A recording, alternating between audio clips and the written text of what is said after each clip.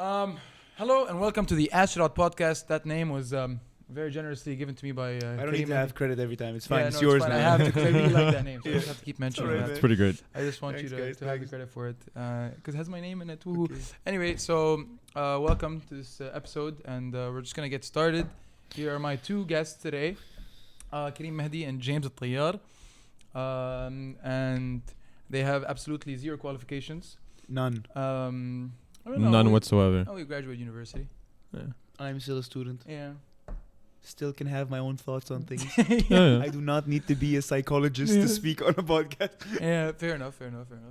So yeah, I mean, okay, I'm just gonna go around. Like, I'm not gonna just start monologuing. Let's not do that. No. Let's. Yeah. So yeah, let me just ask you questions. okay. I want to ask you guys questions. Great. So first things first, let's ask James. Yes. Okay, I wanna know, yalla. what do you like about podcasting? What do you think is interesting about it? And why are you here today? Why do Alright. you? Why did you want to come? Well, Why do you wanna be on a podcast? honestly, the best thing about podcasting for me is the casualness of it.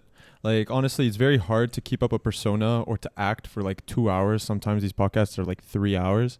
So it feels less scripted and you actually get to see the values and the actual way that people think about things. I think that especially when you get different people with different perspectives, podcasting is the best way to get an insight into how that person thinks. But not only that, if you look at the podcasts that I enjoy the most, like, for example, the most popular podcast that I know is the Joe Rogan podcast. But then I look at which episodes of his I really like. And it's the episodes where he brings on comedians that he's very, very familiar with. Oh my goodness. And 100%. then like Joey Diaz, and then talks to them. But then what happens is they're just real with each other. There's nothing scripted. They talk about their lives. They That's talk what I about was the gonna- problems they face. Yeah. That's exactly what I was gonna touch on. You're gonna go next. Don't worry. I'm not just fine. forgetting. Totally you. fine, I was man. just gonna say that I've realized that because you mentioned the fact that some people like to watch podcasts because you get a good opportunity to like to watch someone sincerely and authentically convey their ideas, right, or project their ideas. And I feel like that's a part of it. Sometimes you watch a podcast because you want to learn, because you want to hear what someone has to say on a specific topic. But I feel like a lot of the time, it's not necessarily the content of what they're saying. It's kind of how they're saying it. The fact that it seems authentic, the fact that it seems sincere. It feels like you're listening into a conversation with a friend of yours, for example. And I feel like that's the biggest appeal. Like you said, Joe Rogan has had the most spectacular people on his podcast, the most interesting, qualified, educated people. But more often than not, the podcasts that are the most interesting or the most enjoyable to watch are the ones where he's just kicking back and talking with people that he's really, really close to, because it feels like you're sitting with a group of your friends having a fun conversation. So, and yeah, I definitely feel like the authenticity of the host and the people that are on the podcast is by far the most valuable part of the podcast. So, Kareem, go ahead and tell me why you like podcasts. I mean, other than the fact that you can learn a lot, especially like one that I'll sort of say is Andrew Huberman's podcast, especially if you're into sort of fitness and living a healthier lifestyle, you'll learn a lot from watching that. But my sort of main attraction to podcasts, and a podcast that I'm very interested in nowadays, is called All the Smoke by Matt Barnes. He's an ex-professional basketball player, where he brings on current professionals or ex-professionals, and I'm a deep fan of sports in general, and not just a specific sport, but I just have a deep sort of like love and envy for professional athletes, and I think that we don't see enough about who they are off like love and envy. like I envy them because they live like arguably one of the best lives in the world, and half of the time you don't really know who they are. You just see them on the screen scoring, getting a goal or scoring buckets, like you don't really know who they are. And when they come on these podcasts, you're like, wow, like you're just like me, you're just a guy that had another upbringing, and like one that I was watching, and it's just how it shifts your perspective too. Example, what that podcast provided, I was watching it on the way here actually. I'm not done with it, but a basketball player called DeJounte Murray, he was very unlikable, used to tweet at people and had back and forth with other basketball players. He came off as corny, like you just like an unlikable person and stuff. And when I'm 45 minutes into the podcast, there's a whole other 45 minutes to go, and I'm like, damn, like you were very like misrepresented. Like I think I saw you from a light and didn't have this rest of this information to be like, actually I totally understand what you were doing. And like people were coming at you and you were just replying. You weren't being corny, you were just replying, and this is the way you replied. And yeah, maybe it came off as corny, but you're a fucking cool ass dude, And that perspective, him going on that podcast, has completely shifted my perspective of him, and I'm sure millions of others. And that's an opportunity that you get with these types of people that have access to these types of people to bring on people that don't really speak publicly and have a real conversation with them. They swear, they speak from the heart. The guy's been to jail 4 times. He says why, everything. It's as transparent as it comes. That's the beauty of it. 100%. And that's another thing. Like I was talking, I've mentioned this before to you guys at different points, but I feel like that's a big part of why like A-list celebrities or S-tier celebrities, like the Brad Pitts of the world, the Tom Cruises of the world, are probably very hesitant to get on, some sort of like long form podcast, because there's such a great opportunity for, let's say, the image that they've built of themselves to completely crumble, Like at the end of the day, they've lived a life where they've had to kind of curate and maintain a very perfect reputation, a very perfect image, make sure that they're saying the right things at the right time, and never transgressing, never overstepping. And then to be told that, oh yeah, by the way that you've been managing your PR all these decades is actually not the way people do it anymore. You have to get on podcasts and sit down and chill for 3 hours and let loose. It's probably jarring for them to hear and scary, So, more often than not, you look at these top celebrities get on podcasts, and for some reason or another, they're never nearly as long as the average podcast. So let's say like a Joe Rogan podcast with some average person, averages, and like the common guest on Joe Rogan's podcast would be, let's say, 2 hours and a half, even 3 hours at some points, even 4 hours. Most of the time when I see like an S-tier celebrity get on, it's like 23 minutes. No, 20, 30, but like it's 40. like an hour. It's like an hour and a bit. And then again, like every single time Joe Rogan's like, oh yeah, or whoever it is, thank you so much for being on. I know you're so busy. It's like, no, you're not busy, bro. Like at the end of the day, you can spare 2 hours to be on Joe Rogan's podcast. It's not that. It's that you didn't want to be on there for too long. So you told him, I got an hour and that's it. I mean, I could agree with you, but I don't see where that entire narrative you've built has come from. Like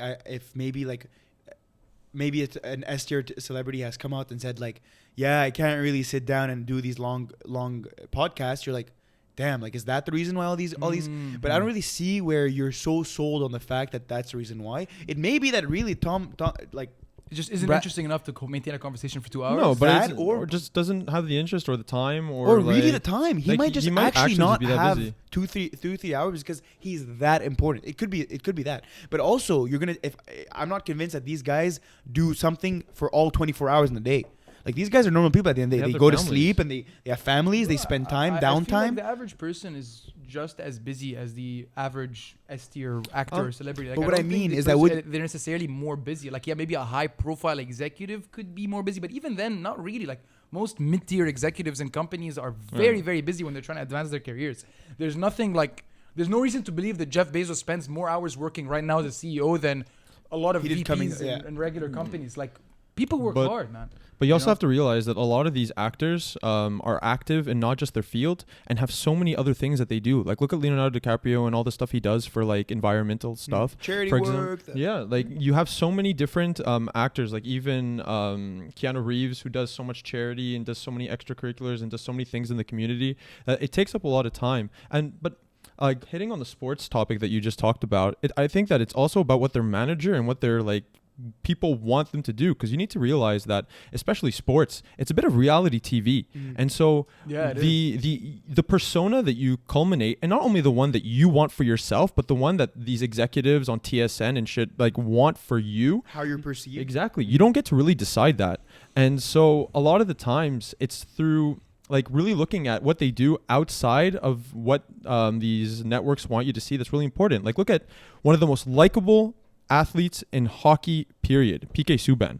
And even though he doesn't play for Montreal anymore, the fact that he donated so much money to the hospital, genuinely loves the team. Him crying when he came back to the Bell Center and everyone was cheering him, that's not scripted, that's real. And I think that it's those kinds of moments that really matter and make people likable. And just to add on that, PK, who's arguably a Montreal legend, has done so much for the city, like you said, and still does, and still donates a lot of money to hospitals, to children in need. Sure, you're both in frame. Yeah. Still receives stick from Montreal Canadian fans. Is that you can be the best human being you can be, but the moment you either get traded or stop performing at the level and stop benefiting the team from winning, that all goes out the window. And not to sort of go back to the podcast I was watching, but he said the professional athlete said, the first thing that made me hesitant about actually declaring for the NBA draft is how cutthroat the entire organization was. Is that every team was sending like agents to scout the people around him and ask like the janitors of the college that he was at, like, has DeJounte ever like spoken bad to you? Wow. The janitor. So PR is very, very important. Yeah. Very important. Okay. And like James was saying, is that whole perspective that they have of you, in this specific case, DeJounte Murray, was a bad one because of what he had basically tweeted towards another professional athlete as well. And he was sort of perceived as this loser that's speaking to a teenager who isn't even drafted yet, talking shit to him and stuff. He was like, "Nah, man, fuck that. I'm coming on this podcast and I'm setting it clear." Or maybe his PR team was like, "Yo, we need to get you on something because your name is not looking good. And if you're seen as a cornball, you're not attracted to a franchise. You're more prone to being traded." Mm-hmm. Et cetera, 100%. et cetera. I guess the thing with sports is at the end of the day, it's like people think the objective of a team is to win. And in a lot of cases it is. But at the end of the day, it is to generate revenue. And they generate revenue the same way that any other entertainment business generates revenue, through eyes. You know what I mean? Through positive public sentiment. You know, so it's like at the end of the day, it's an entertainment business like anything else. Yeah. So you have to remember that. And yeah, I mean, I don't know. That's a bit of a segue. Like, it's a bit of a we started a podcast here. Yeah, well, yeah, it's still technically relevant. like it's in terms of managing public. But not only that, like, do athletes get on podcasts often? Like, I don't know why I haven't seen a lot of top athletes on podcasts. I mean, they're not necessarily people that notoriously have very much that's interesting to say. I mean, that would be. I mean, look, maybe interesting is not the right that. word, but like valuable, maybe. Not only that, but they're also so busy. But also look at like the few times where you do see them, it normally doesn't go well. Like, first things first, they're media trained to a certain extent. They're media trained to certain questions, like, how would you think of today's performance? Yeah, man, it was great. Yeah, we've gone out, we put a shift in. The lads are doing well. We'll just keep working and go out next week. It's the same answered over again because they hear the question and they recognize the pattern of, oh, I need to answer this way. But when you go on a podcast, like example, Ronaldo went on a went on a long interview with Piers Morgan, who is not an interviewer. He's just a guy who has really strong opinions on a lot of things and just speaks his mind. And he baited him into saying certain things about Manchester United, who was his former team. I don't know about that. I have a very strong feeling that Cristiano Ronaldo was kind of planning to do that on this podcast. He had these things. Well, he needed to get out of his contract for himself. Saying. But so the way he did it was incredibly wrong. And you can get your message across. Okay, why do you think it's wrong? Because I don't know very much about the specific situation. So long story short, so that we don't really dwell on this too long. If you're employed, if you're right now, which you are employed right now, if I ask you certain questions about your company, let's say that you are not content with the work that you're at, or which is not the case. I'm just saying, I start asking you questions and I see that you're speaking with passion, you're fueled and stuff. I'm like, okay, let's tap into that. What do you mean by that? What do you mean that? Oh, okay, that's how they treated you? Wait, who said that? And you start to basically go to the root behind each like sort of subliminal message that Ronaldo was sending, and Piers Morgan was making sure it was black on white. It was the organizers at United are not fit enough for the job. They have not upgraded the stadium or the facilities in the last 10 years. It's still the same chefs from when I left 10 years ago till this today. They have not progressed while every other team in the world has progressed. That statement alone, if an employee of yours speaks that, there and then you have to cut him. You cannot have anyone speak about you like that and come back and work for you. That just, what does that look like for you?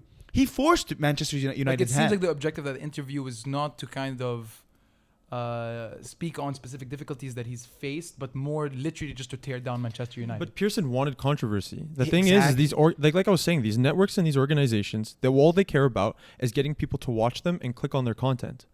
And so, like, whatever can create the most controversy and the most clicks, it's going to get their attention. I mean, if you want to talk about why most athletes don't really do interviews and don't like talking to the media presence, it's like, even if they want to have an opinion on anything other than sports, look what happens. Like, LeBron James 100%. Decided to have any sort of political stance whatsoever.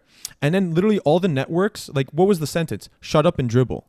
Like, they were literally telling him, shut up and just play basketball. So it's like, you have to also understand the public perception around athletes going onto these platforms.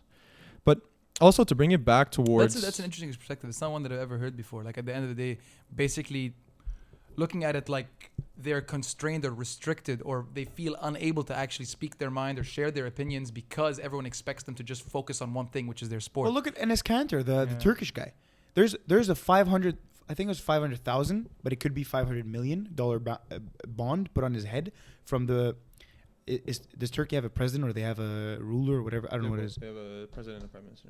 Okay, the president of Turkey put a bond on a basketball. His name is Enes Kanter. He's a basketball player in the NBA. He was very vocal about his disliking of the president and that the regime is very dictator-like, and spoke his mind. And he has a big following. He's a professional basketball player. He was banned from ever returning to Turkey. He came out and spoke about China and the Muslims in China that are being held in concentration camps. The NBA sort of blackballed him and told him, like, if you talk about that, we're ending your contract, because the NBA have an incredibly large contract with China, and they go over there every summer and make X amount of money to just play one game where Steph Curry shows his face and everyone's having a great time. They have this connection with China, the NBA. They were not willing to cut that off for morally correct things to say. And Enes Kanter right now is basically sitting on the end of a bench. He's very talented. He should be starting, but he's shut out. He's shut out because he spoke his mind, not once but twice. Once towards the president of Turkey, and two towards what the wrongdoing in China. And he's been told, shut up. Shut up. This is not your place to speak. And because you spoke, you should no longer ever become a successful basketball player. Yeah. So what does that set as an image for other athletes? Also to shut up and dribble. That's what it sets. It sets up that don't speak, because if you speak, this career that's already 10 years, that's pretty short for you, is going to be even shorter. Yeah. So why do we not see athletes come on podcasts and speak their mind? That's why. You think DeJounte Murray, who came out today, what did he say? Fuck and shit and bad. He's going to get fined by the NBA because he's a representative of the NBA and he shouldn't be swearing. Yep. He's going to get fined for being on a podcast speaking his mind, man. Like, even look at the consequences of Elon Musk on Joe Rogan. He tanked Tesla's stock just by smoking weed on Joe Rogan's podcast. Yeah, but that was very minimal, but yeah. But what do you mean? It impacted thousands of people's lives. I mean, just look at Elon Musk in general.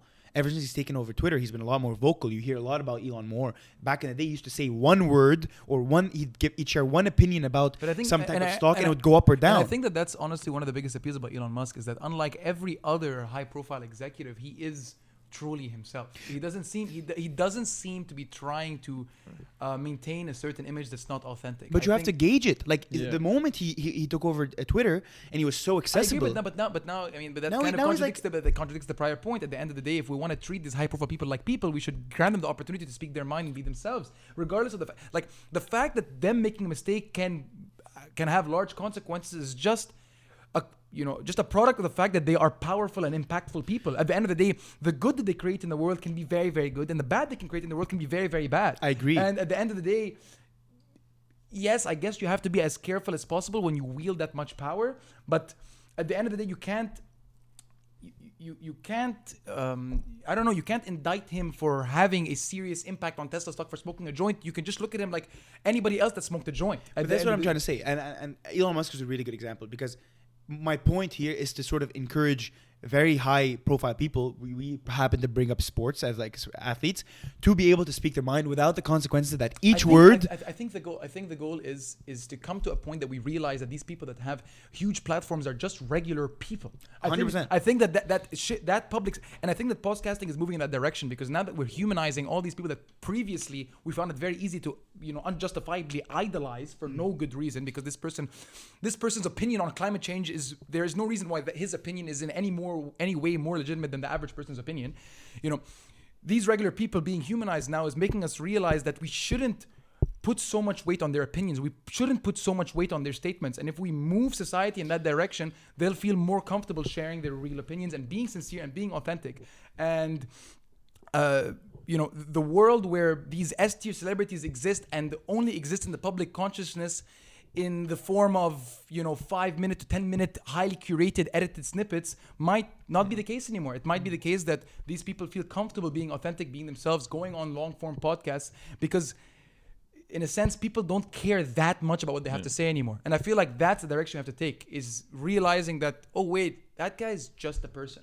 You know what I mean? But where does Elon Musk is just a person. Yeah. Like he But- makes memes too. He makes jokes too. He swears too. Like it's. But on the not the end topic the of world. like podcasts, we're looking at such a small sliver of podcasts by talking about high profile people and like athletes and stuff like that. Like interview podcasts, yes, are a thing. But if you look at the most popular podcasts, like I think what makes them most popular is it's usually a group of people that already know each other.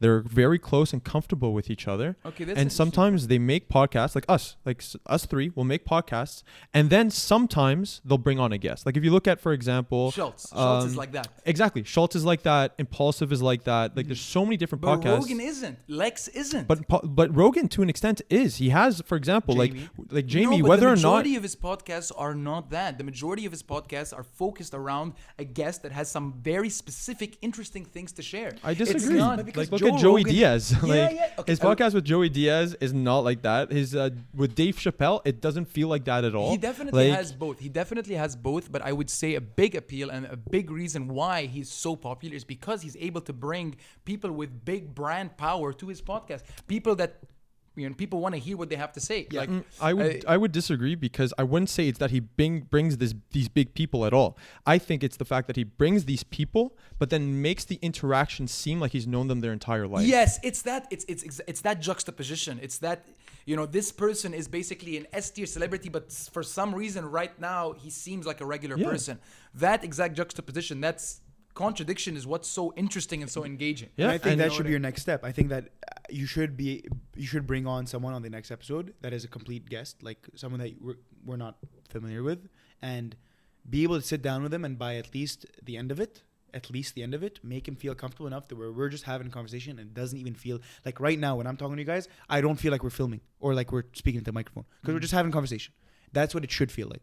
And we need to, like, I say we, as in like I'd like to see people being brought on that have done things or have certain different experiences to ours, because we've spoken about this multiple times, but we all, at least from a way or another, come from a similar upbringing to someone like we've spoken about the whole guy that's climbed Everest 6 times, someone that's done something that you've never even thought about.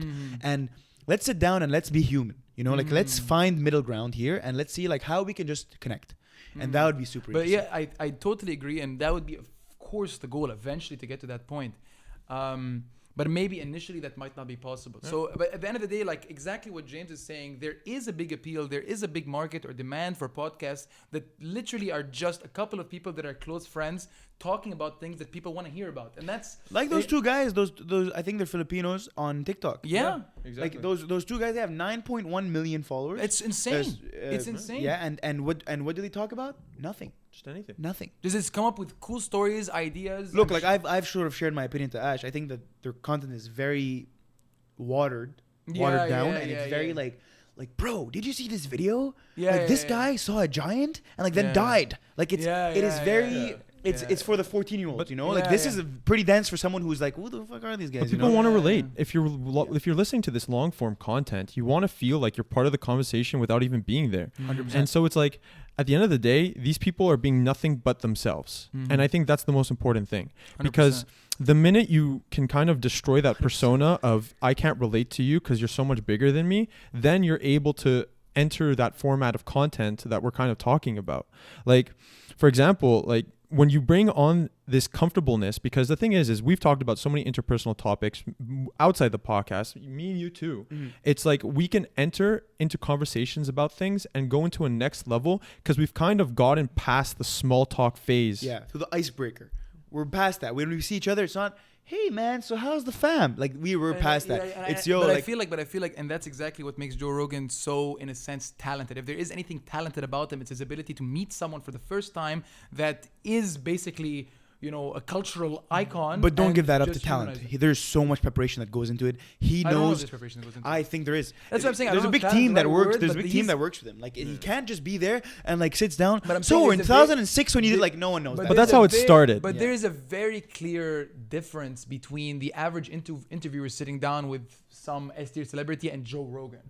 Joe Rogan seems as cool as a cucumber, very comfortable, and has no issue talking to that person like they're his friend. You know what I mean? No, I agree. That there's definitely talent there because it's been recognized. The fact that he's the staple when someone says podcast, they think of Joe Rogan is because he's earned that right. And that's a funny thing about podcasting in general is that what I wanted to bring up was the fact that different podcasts achieve very different things. Oh, yeah, you know, look like at Lex Fridman. like exactly like Lex Fridman is I think the most extreme example of the value of his podcast is the guest that he brings on. You know what I mean? He is a fantastic interviewer. He is very empathetic. He has a great ability to humanize the guest that he's with and ask them the right questions at the right time. Questions that you as the viewer probably would have wanted to ask yourself. As cliche as that sounds, it is the case with Lex.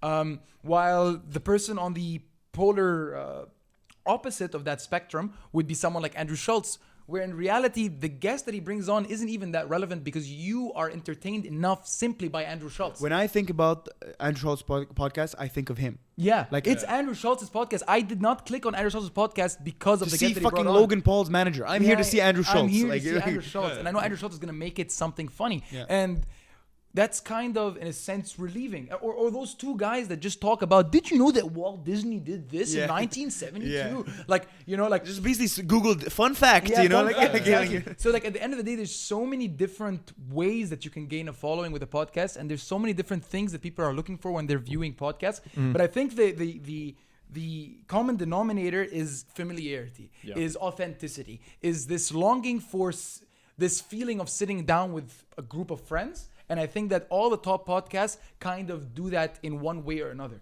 It makes the viewer feel like they're sitting down listening into a casual conversation when you can't always be surrounded by friends and have conversations. I feel like people love being with their friends and having cool conversations. You can't always have that. So I feel like in a weird way, psychologically, a podcast is a replacement for that. You can just be surrounded by cool people having cool conversations all the time now by podcasts. So I feel like that's the main common denominator here. And that's what I'm going to try to create with the episodes that I release eventually. But yeah, getting on whatever, obviously not S-tier celebrities, but even celebrities of any kind or accomplished people of any sort is definitely a goal, but we'll see, you know, how feasible that is, you know. I mean, look, when we sort of initially had the idea to start a podcast around a year ago, I showed you that it was possible to reach out to people that have done really like interesting things and like example, I gave the example of the guy that climbed Everest 6 times.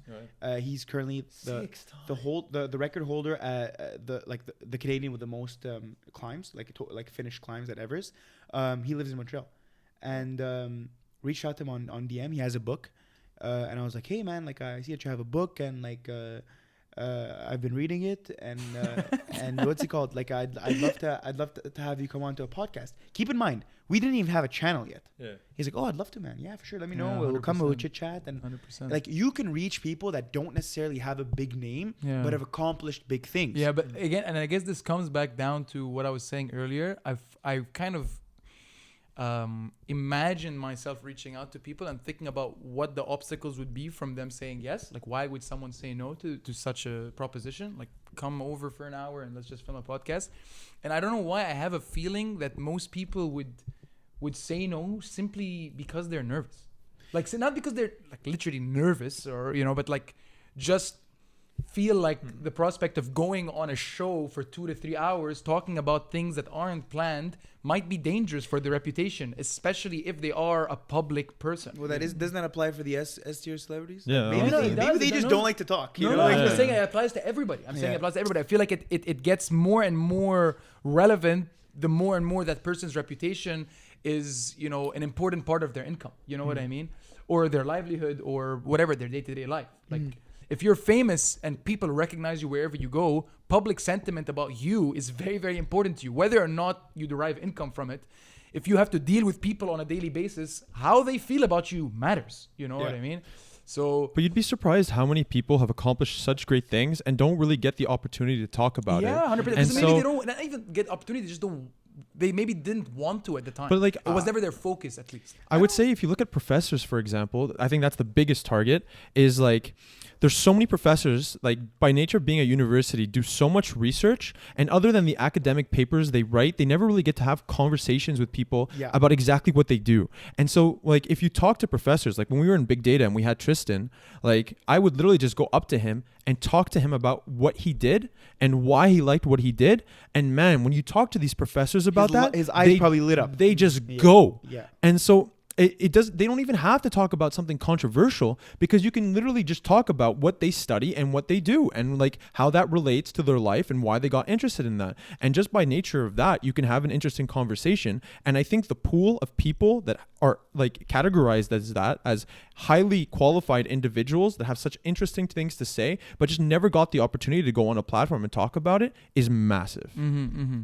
Or people that don't have the aptitude for it as Such a well. good Like, I point. feel like at the end of the day, some people don't have the aptitude, like the social aptitude, or I don't know what the word would be, to kind of maintain a public presence. And because of that, never really pursued it. And that's why, you know, the talent of the interviewer or the talent of the podcaster becomes very, very important. Because I feel like being able to find these hidden gems and kind of present them to the world in a way that no one's ever seen them before is what makes a great interviewer great or a great podcaster great. So maybe this professor isn't actually a great orator or very articulate, but if you know how to ask the right questions, nudge them in the right directions, and know how to make them comfortable on a public platform, that's when you're on the money. You know what I mean? Because you can take someone that has never been able to maintain a public presence, has never been able to say things that are interesting enough for people to pay attention to, and actually make them do that, you know, by nudging them here and there, you know? So I feel like that's a big part of what makes a good interviewer good, or a good, no, not an interviewer, a good podcaster good, you know, because...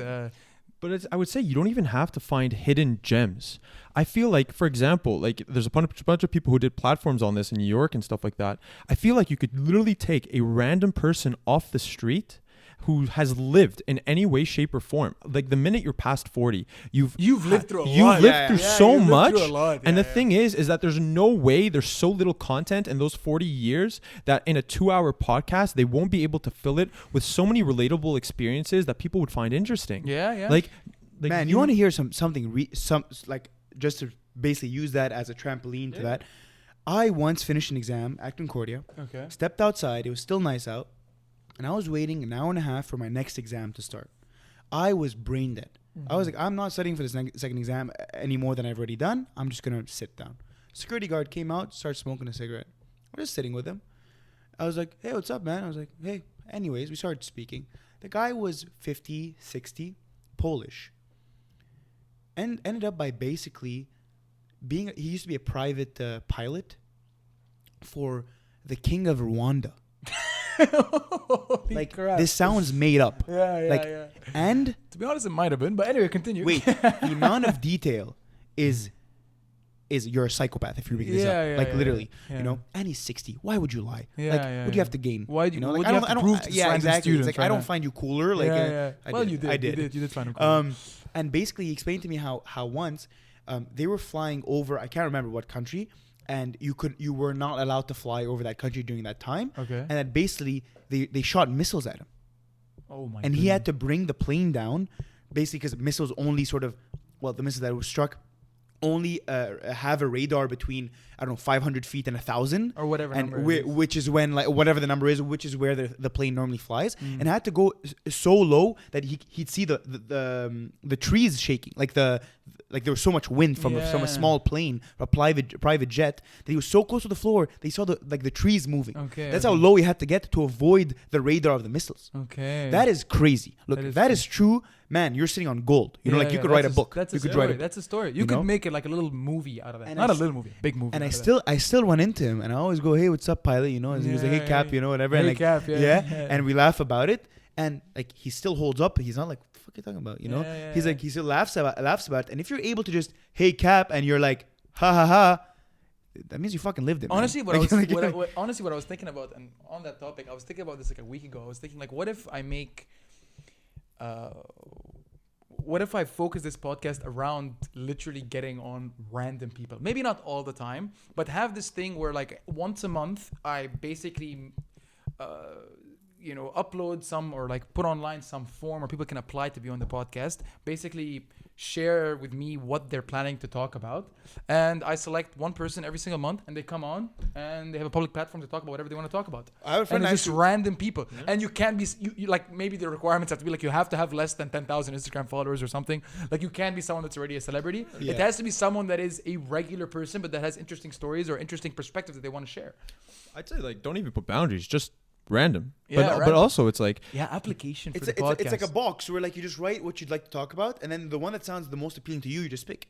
I really might do that. I really think that might be a fun idea. Yeah, once you have like 100 followers or something, because then people can then branch that out, and like let's say I know the guy that No, was but a I feel fly like, or but whatever, it was a think about pilot. it, like, exactly. No, continue then, because that's My- exactly what I'm gonna say. My point is that like if I follow you, which already like I do, but like you have like what, like a couple followers. yeah. If you have at least some type of a pool of people, they can then send that to whoever they think is interesting. And then go like, That's yo, exactly what I'm yo, saying. talk Bro, about you that. should go on. Yeah, You should go on. You exactly. should go on. Exactly, and they send the link to their friend, and that's in like a really organic way to get to grow the podcast, grow the following. You know, You've No, that's a struck good gold, idea. my man. yeah, I think that's a cool idea. I was thinking about that as well. I was like, Yeah. damn, because the amount of times that I would imagine, like, if I was in that situation, because I'm a person that sometimes has specific opinions on things, like, I imagine that if there was a random application to be on a podcast, friends of mine would be like, bro, apply, see what happens. You know what I mean? Yeah, You know, and I'm same. I could say the same thing about you guys. yeah, You know what no, I mean? for sure, yeah.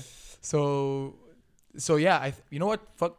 I'm gonna do it. Yeah, I think know what? that's- I think I'm gonna do it. No, I told myself I'm not gonna swear, so I like- said, and I was like, oh, nope, no Going on swearing. the- Sorry to whoever who's heard me swear if this is going out to parents and stuff. I'm That's very what I'm saying. Like, I'm a if very I- respectful boy. It's Yeah, just I happen to sometimes let it slip. Yeah, you know exactly. we're trying to be authentic here. That's the thing. Yeah, we're trying to be authentic. Yeah, but like that's the problem is that like, as much as I want to be authentic, I kind of came to terms with the fact, right? Like as I got closer to actually uploading an episode, I Yeah. realized like, oh wait, my employer is probably gonna see this. My family is gonna see this. Like I want to create something that I would be proud or happy sharing with everyone that I know. Look, as long as you're not using swear words as filler words, Yeah, exactly. and it's not No, exactly. So use it as like impact. then Yeah. is like the only times I remember using him was to emphasize. Like, Yeah. fuck man, that's crazy. You know, Yeah. and then if anyone who's actually watching this to literally learn and not to just catch you out saying something, Yeah. it's gonna be like, okay, this makes sense. Yeah, but sometimes it can make people uncomfortable. Some people don't find it like I would imagine the older people in my family, if they were to watch this podcast, would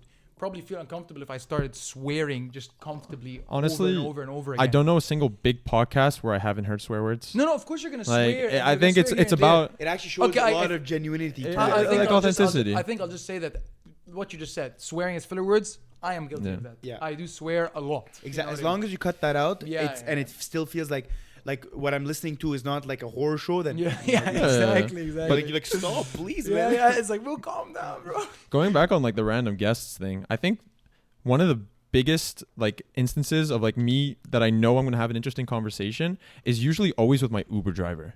Whenever I have an Uber driver, I always open a conversation with them, and it's usually always the most interesting thing because they're always coming from somewhere. There's Can you always get me something a that water happened as in well, their please? life. Like, oh, I'll take one. Yeah, no worries. No, and there's also that feeling of like I'm never gonna see this person ever again. Yeah. So it doesn't matter what I say. Like I honestly have never felt more comfortable sharing really private things with people than I have with someone like a random Uber driver. I'm You know not what gonna lie. I've never stepped into an Uber and not just lied my ass off. Oh really? I lie impulsively. Like I walk in, hey, what's up? Where are you from? Oh, I'm from Nigeria. What? And I'm fully white man. Like yeah, my parents live there. I actually have like a bread bakery. Like it's so fluid. Like it's like I'm born for this moment, you know. And he goes like, oh wow, like where? I was like, oh yeah, Lagos. Yeah, it's a great time. He's like, oh, do you speak? No man, I only went when I was 15. Never really caught the language. But yeah, like I sort of catch a bit of an accent when I go there. It's like, oh no way, man, me, I'm from Rwanda, whatever. Like.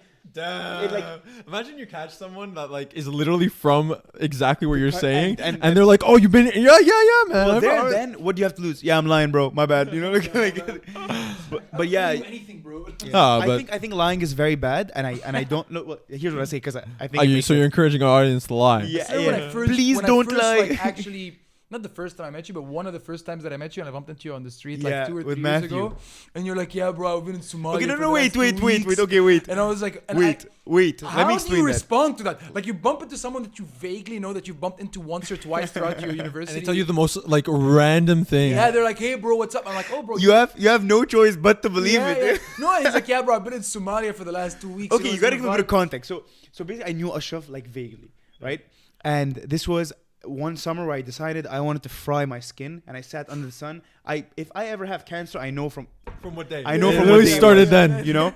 So There was a decision. So I walk by, and with a bunch of friends, we were playing soccer, and we walk by, and I see Ash and some guy that they know, but turns out to be Matthew. And they're like, Ash like, yo, Kareem, how's it going? I'm like, oh, what's up, Ashraf? How's everything? And he's like, man, you're really tan. I was like, dark. Yeah, he was really dark. I was like, really like uncomfortably dark. What does that mean? I don't know. Yeah, like all the connotations went through my mind right now. I was like, what do you mean by that? I was like, that is not racially motivated whatsoever. Anyways, and I go like, yeah, man, I actually just came back from Somalia. I'm trying to understand this BLM shit. Yeah. I go like, yeah, man, I just came back from Somalia, and yeah, I spent 2 weeks there. And Ash and Matthew don't know me. They're like, oh, word, man! Like that's cool, bro. Like, and I was like, "Hi, bro, see you." I just dipped, you know, and like they lived a couple of months thinking that like, what the fuck was Kareem doing in Somalia? You know, Imagine it's like you never brought up this was a joke. 5 years later, like you're just bringing up this conversation at his wedding. I'm like, yo, you remember what I told you? I was in Somalia. I was like, break down crying. I can't do this. I can't do this. Yeah. Anyways, lying is fun when it's like someone that you don't know, and there's no consequences to it. No like, consequences. What's gonna happen from your Uber driver thinking you came from Somalia? Absolutely like, nothing. Nothing. Absolutely nothing. Yeah. Yeah. Good. We all agree. I am not the so bad lie to your person. Uber drivers, guys. But I don't know if you want to continue on this or you want to head back to the conversation. I love the way this goes. Honestly, just keep going. No, but I think that it's all about like what kind of person you are. If you're comfortable with just saying whatever, like I think it's like it's a white lie. It's not going to cause anyone any problems. Like go for it. But it's also like I feel like opportunities when you meet new people is also opportunities to meet like some of the most interesting people of your life. Indeed. Like when I was I was hiking in Haute-Savoie in Savoy in France, and like I stopped at this village right before the hiking trail.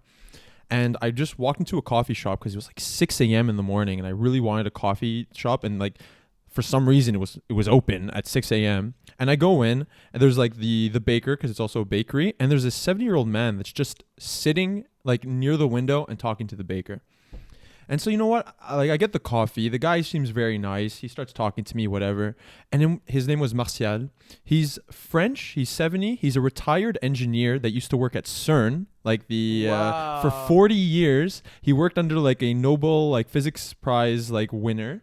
And like not only that, but he originates from Madagascar. Maybe he was lying, like you, but like he was a Frenchman who was like from Madagascar. That people like Kareem exist, so and all of this with a grain of salt. And so instead of starting my hike at like 6:30, I ended up starting my hike at 8, because I just spent like an hour and a half talking to this man about anything and everything because he just had so much to talk about.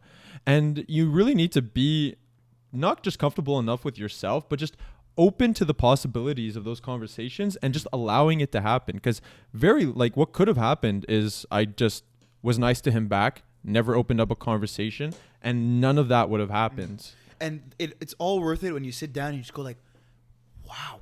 Like when I was speaking to that security guard, I was like, how are you here? Like, what are you doing here right now? You know, like how, like you've done so much in your life, allegedly, that I'm here like this is how it ends. You know, in a weird way. Okay. Wait, because let me. Okay. Can I expand on the point? Yes. Okay, because he had the full-time job, and unfortunately, like he got cut because of COVID and stuff. Like he got laid off, and he had like an engineering job or something like aerospace engineering job or something to do with planes, and he got laid off, so he had to pick up the security job. Being a security guard is not wrong, but it's clearly not what he wanted to do, and he seemed very like miserable at it.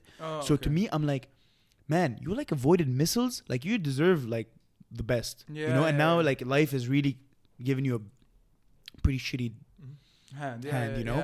So that's what I meant by that, and like don't get too rowdy. Don't get too rowdy. That's a good point because there's so many homeless people around Concordia. And the thing is that was very specific. No, but there's a reason for that, because the reason for it is also because the Concordia Library allows anyone to go into it and kind of use the computers and stuff like that. And so one day, and I often try to like sometimes I'll buy them a coffee and I'll have a conversation with them and stuff like that. With and the there was people? Yeah. And there was one man. What's wrong with that? I mean, I'm very guilty of that. I've had like ridiculous amount of conversation with homeless people. But anyway. Yeah. So like there was one time I got a coffee for a guy. He asked me if I could get him coffee. So I was walking and talking with him. And I talk to homeless people, okay? and he's like, "Where are you from?" And I'm like, "Oh, I'm from Montreal, but I'm also Lebanese." And then he's like, "Oh, you're Lebanese." And then he started going into detail about the politics in Lebanon. But like I know politics in Lebanon. He was like spitting facts. Like he was talking about the political parties. He started talking about the civil war, and like and I was like, "Where do you know this from?" And he's like, "Yeah, like I've always just been very curious, and like the library is always open. So sometimes I just go in there and I start going on Wikipedia or I start reading books, and I kind of like have so much free time that I kind of just like start reading about these things and kind of trying to learn about them." I'll be honest, I never understood that. Like I don't understand how a homeless person would have free time. Like, shouldn't you be on a quest? That's what I'm trying to say. Like, do you get what I'm saying right now? Like, what do you mean you're sitting and Why reading? is that what you thought of? No, what I mean is that like Why is that? No, because there's a lot of homeless people. Like I saw like this post on Instagram. It's like, oh, this homeless person gives out book reviews. He spends all his days laying down on the street reading books and asking for nickels and dimes. It's like, with all of that time, you could have picked up a skill by now. But no? Like, I mean, I don't know. You could have monetized this. that's a very refreshing like mindset. Like a lot of like not a lot of some homeless people are very just like feel defeated and feel like the government have not helped them in any way to step on their feet and get back at it. This guy who had a very like sort of like like I have some time, so I go and I read and I learn about. It's like, man, you have like you're in seek of education. Why don't you use that and like better your life, and like get yourself out of the slum? That's exactly what I'm trying to say. Is like at the end of the day, if you're lucid enough to be able to research information like that, you're also lucid and awake enough to be able to realize that your situation is something that you can improve. Have you ever thought about let's say you wake up tomorrow? I think about this so many times, and every time I think about it, I have a different answer. Both to both of you guys. Have you ever thought about waking up tomorrow and you're homeless and you have nothing, you have no contacts, you have no phone, you don't know anyone in the city? What's your first move and how do you proceed? My first move and how do I proceed? You're fully bodied. You have all 4 functioning limbs. You speak the language that they're using in the city. So let's say if you're here, you speak French only. You don't speak French and English. How smart am I? Are you're just the way that you are now? The way that you are, and you're just caught in the way that you situation. are, like as currently smart as you are. The way that I am now, Actually, no, not as currently smart as you are. You have the potential to be as smart as you are, but you don't have all the information because you've never lived these things. This is you just woke up. But then how would I make my decisions? Yeah, how would I make a decision? Because I'm going to make my decision. Because I'm making my decisions based on how smart I am now. Okay, well you have let's say like you were knocked out at the age of 15, so you clearly had some type of thought process, and now you're 23 and you just woke up from a coma and they threw you on the streets. Okay. No one knows you. No one thinks about you anymore. They thought that you're gone. And now you're like homeless. Literally, no one is out there to come into my house and like no one's got you like that. I think it's pretty obvious, the first steps. Like, the first steps is to find whatever means possible to fulfill your most basic needs. Yeah, I'm going to get a minimum wage job ASAP, and then I can start thinking. I wouldn't even go that far. No. You can't even start thinking like that. You need to start thinking of where you're going to sleep that night. You need to start thinking of how can I get consistent water. You need to start thinking of how that's the first thing. Of course. I mean, okay, maybe a day or two I would spend actually just literally asking for money and so that I can get food and water and a blanket and a sleeping bag or whatever it is that I need.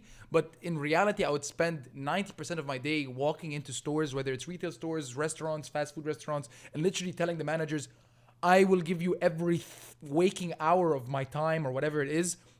I need a job, And I would just do that relentlessly until someone said yes. And then if we're in Montreal at least, as soon as I get a minimum wage job, that's enough to live a decent life, at least in this city. Yeah, but you have to realize that a lot of jobs, need you to have a social security number. A lot of jobs need you to have an address. A lot of jobs require you... I do all those prerequisites. But we're starting from step zero. No, but what's your step zero? At the end of the day, like, for example... I know a lot of people that started work without their social insurance number completely... whatever paperwork they had to do to get their social insurance number not completed yet. So at the end of the day, as long as you can convince your employer that you're a good actor, you're not trying to swindle them or whatever, they'll have no problem waiting a week for you to get your social insurance number, whatever it is. Again, if you can convince people that you are someone that's going to provide value for them, usually they'll trust you. They'll give you some leeway, they'll give you some good, they'll extend some goodwill. What is going on? The washing machine. It just randomly decided to start? No, it's going through that spin cycle. Yeah, okay. Was it on? Sorry to interrupt, but that really scared me. I think so. Okay. Yeah. But yeah, Very good to you. So I mean, like at the end of the day, I think the first thing that I would do, I mean, realistically speaking, is having conversations with people that can help me, because that's realistically what I need. So I think instead of begging for money, I think the best use of your time would be literally, like I said, relentlessly going from store to store, shop to shop, and saying, hey guys, I'm willing to learn whatever I need to learn. I'm willing to work as hard as you need me to work. I need a job. I don't have a SIN number. I'll get it done within the week. Just give me a job now.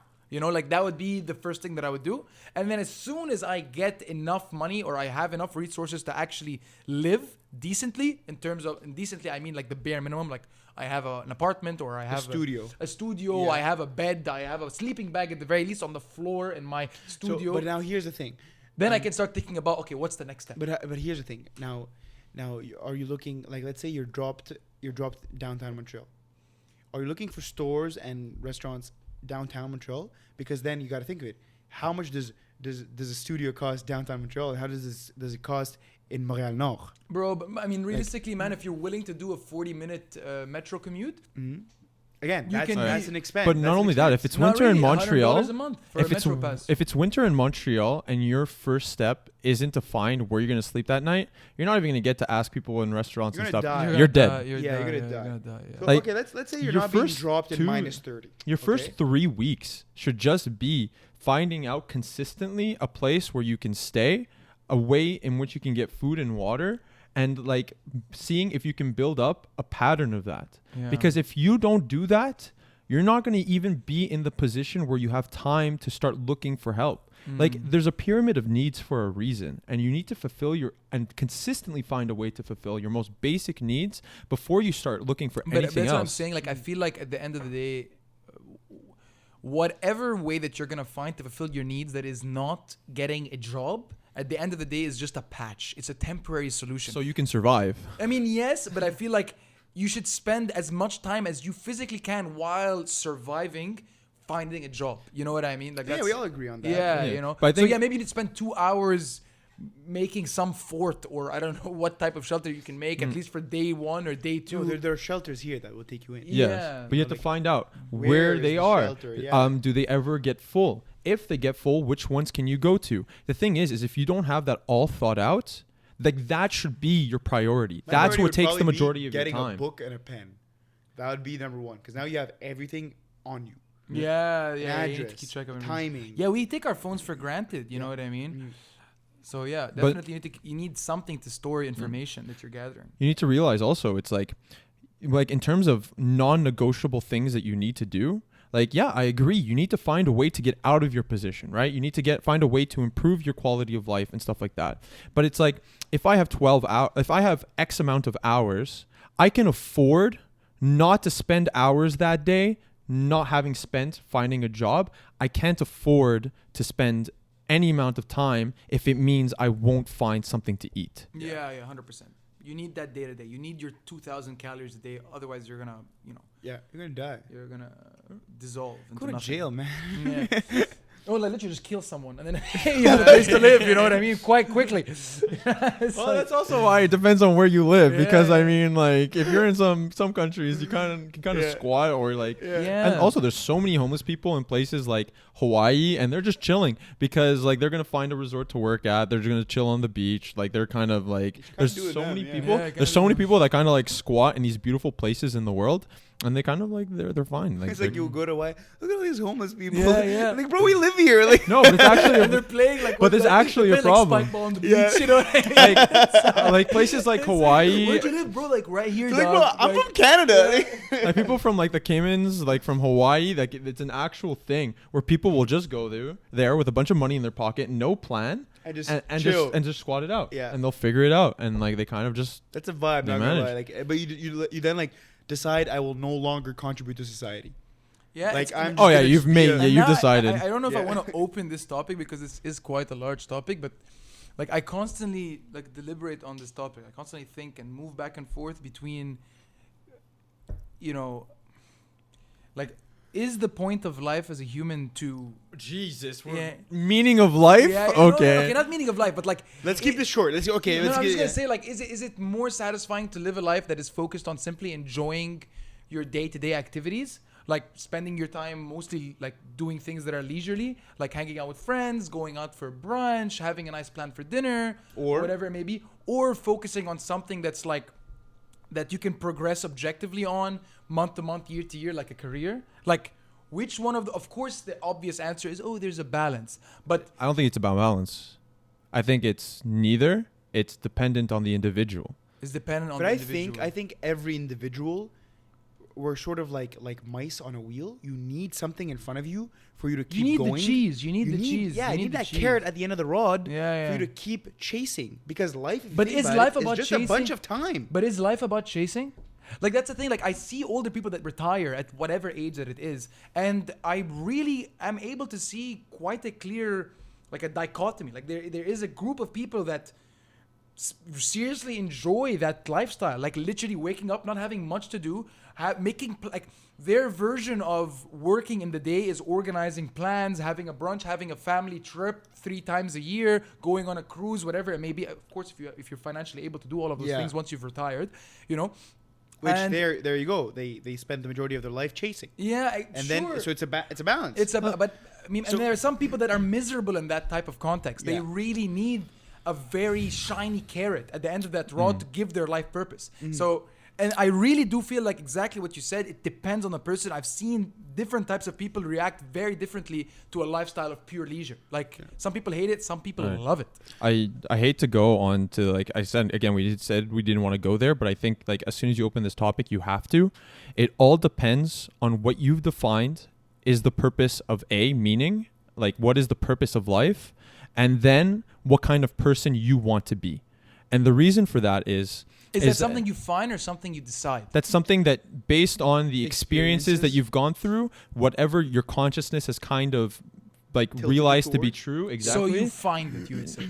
I don't think through you experiences and like you do something and it's like, But like you that said, was different cool. people- but and then it's you- like, no, that wasn't cool. but But like yeah. you know where you're sort of going, But right? you're but like, how can I phrase this? But like, for example, if you decide that a God exists or a God doesn't exist, that's going to completely shift your priorities. But and can you what- decide that? As my point. Yes, you can.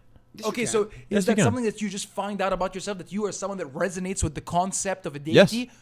Okay, so I'm saying, is it something that you just find that you resonate with organically, or is that a deliberate, assertive, like decision that you have to make at some point, Both. and then just accept it? It's both. I think that if Faith you're has a bit of that. Like if we're specifically speaking about religion, and I'll just say this before because you're gonna put a point on, is that if you want to believe in faith, there is a point in life where you're just gonna have to be like, and there's a philosopher who quoted this. I don't know who, so I'm not gonna say. He said, I had to put my logic aside to keep my faith, because once you start to try to like make it logical and try to dot the I's and cross the T's, the math doesn't math, religiously speaking. Yeah. So you've got to put that aside and just go like, it just exists, man. It just exists. Okay. I completely agree with that, but I'm saying that is that someone that everyone can? Is that something everyone can find? Is that a conclusion everyone can come to? if James they was gonna choo- answer is that. if they choose to, or is that something that some people have in them and some people just simply don't? okay, that's everyone's different. There's going to be some people that have to contemplate it, need to go through what they believe in, look at all the variables that kind of feel right, don't feel right, look at their own consistency in the logic, and then they'll come to a conclusion.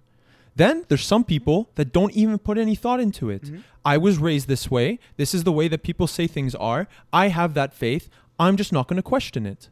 And so it's very, very individualistic. And so not only that, if you look at the different schools of philosophy and kind of the direction they take in, at the end of the day, whether it's conscious or unconscious, a decision is made on what exactly we're going to prioritize. If you look at, for example, the school of absurdism, there's 2 completely different ways of absurdism. There's Kierkegaard, who was a Danish theologian, who basically said, life doesn't make any sense at the end of the day. You kind of have to either decide that, like, I'm never going to find meaning, or you can take that leap of faith, and due to this absurdism that is life, You can God realize is the that you- answer. Oh, God is the okay. answer. He This is says not where I was that gonna take this it. absurdity, absurdity is all about the fact that we're constantly searching for the meaning of life, but unable with the tools that we have to find it. 100%. And That's so, beautiful. and No, so, but like I'm definitely if that's a description of absurdism, I'm definitely in the school of What's absurdism. the other?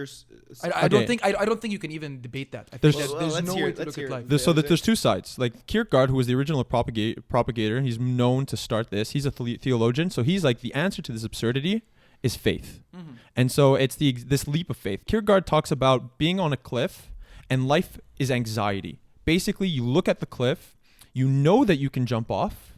You know that like there's this decision that you can make. That's the decisions that we make in life. However, we have no idea what's going to happen when we do. And that creates anxiety, and life is anxiety. So we can either just not think about things, kind of give up consciousness and just live life as a society tells us to do. And you see a lot of people do this. Mm-hmm. Why do you do things that I do? I don't know, just kind of the way people act. So I kind of decided that way. But the minute you want to have some sort of consciousness, you kind of have to make a decision. And then like you need to set some sort of principles that give you individuality. Mm-hmm. What makes you not just a fabric of society? And so he says that the only way to truly do this, then you have to contemplate absurdity because you have to contemplate the meaning of life. And he's like, the only way to overcome this is religion. Okay, that leap of faith. Now, That's right. there's Albert Camus. Mm-hmm. A lot of people know him. He talks about the tale of Sisyphus. You're going to see a lot of the myth of Sisyphus on TikTok and stuff now. He talks about how that decision to go towards faith is actually philosophical suicide. You've been kind of confronted with this crazy thing that is the absurdity of the meaning of life, and you've kind of just given into it and kind of decided to go for something that you can't explain because it's the easiest option. Mm-hmm. And it's not it doesn't have to be faith as in like this specific God. It could be something greater than Higher you. power. Yeah, that, and then people So kind what's of the alternative? the alternative. To Sisyphus? Okay, so the way that Albert Camus says we have to live life, and this is why he says at the end of his book, we must imagine Sisyphus happy. Do you guys know the myth of Sisyphus? So basically, like in all Greek myths, someone does something and the gods punish them. So Sisyphus was kind of punished to roll a rock up a hill, and the minute it got to the top, he'd have to go to the bottom and do it again. Infinitely. Infinitely. I've Yeah. heard of this somewhere, yeah. And so the reason why Albert Camus says that we must imagine Sisyphus happy is because when we're dealt with the absurdity of life and like there's so many things that we cannot explain, he says that there's three options. He's kind of like brutal about this. He's like, you need to make either the decision that life, it just isn't worth living. Life Just is kill crazy. yourself. Kill Yeah. yourself. Just kill yourself. Yeah. Yeah. You need to decide that like maybe that there's something bigger than us that we can't explain, and so not even confront the brutality of life and the absurdity of it. Kind of that's why he says it's philosophical suicide. You no longer are allowed to say that you contemplate existence because you've given that up to something that you cannot explain. The faith. Yeah. And so his last option is to confront the absurdity of life and despite it live in such a way that we can find meaning by the fact that we're living through it. By rolling the ball up the hill. I get to live. I get to experience things. I get to go through my mundane tasks, and that is life. And that is beautiful because I get to experience it. I get that life is absurd and I don't care. He says we need to rebel. We need to become so rebellious that we feel absolutely free because we need to just... But that's the thing. I don't know. Again, I've heard those perspectives. And again, that I think is kind of in tune with what I was talking about earlier with the example of the person that just simply enjoys living, enjoys existence, enjoys a leisurely life where they get to do things that make them feel happy in the moment, whatever that thing may be. But I can't help but feel for some reason that in most cases that really may be an illusion. I don't know if it's possible for people to operate without some subconscious motivation that is based on a set of values that basically are divine. Like deep down there, like by you doing something, you kind of admit that you think that the thing you're achieving by doing it is valuable. It doesn't make sense to just say that the point of existence is to exist because you're doing things. You're rejecting offers, you're accepting offers, you're making the decision to drink water, you're making the decision to build a relationship with a friend of yours, you're making a decision to start a job, to stop a job. By doing all of those things, you are admitting that whatever those activities accomplish is valuable. You can't sit here and pretend that the point of your life is just to live because that's not what you're doing. You're not not just sitting, breathing, eating food out of a tube. No, you're actively doing things on a daily basis. I disagree that your basis moral values have to be divine, because I talked about before. That's the killer argument, right? That's what I'm not able to kind of like Ashraf, consolidate nicely with them. Let me just say something like just quickly, because okay, actually, you know what? No, you were talking first. So Go like ahead. for example, like when you said that some people that just live life, there's two schools of that.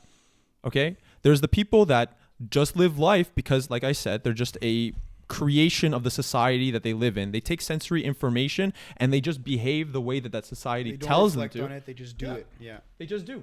But then there's also people that are very self-aware of their existence, of their meaning and everything like that.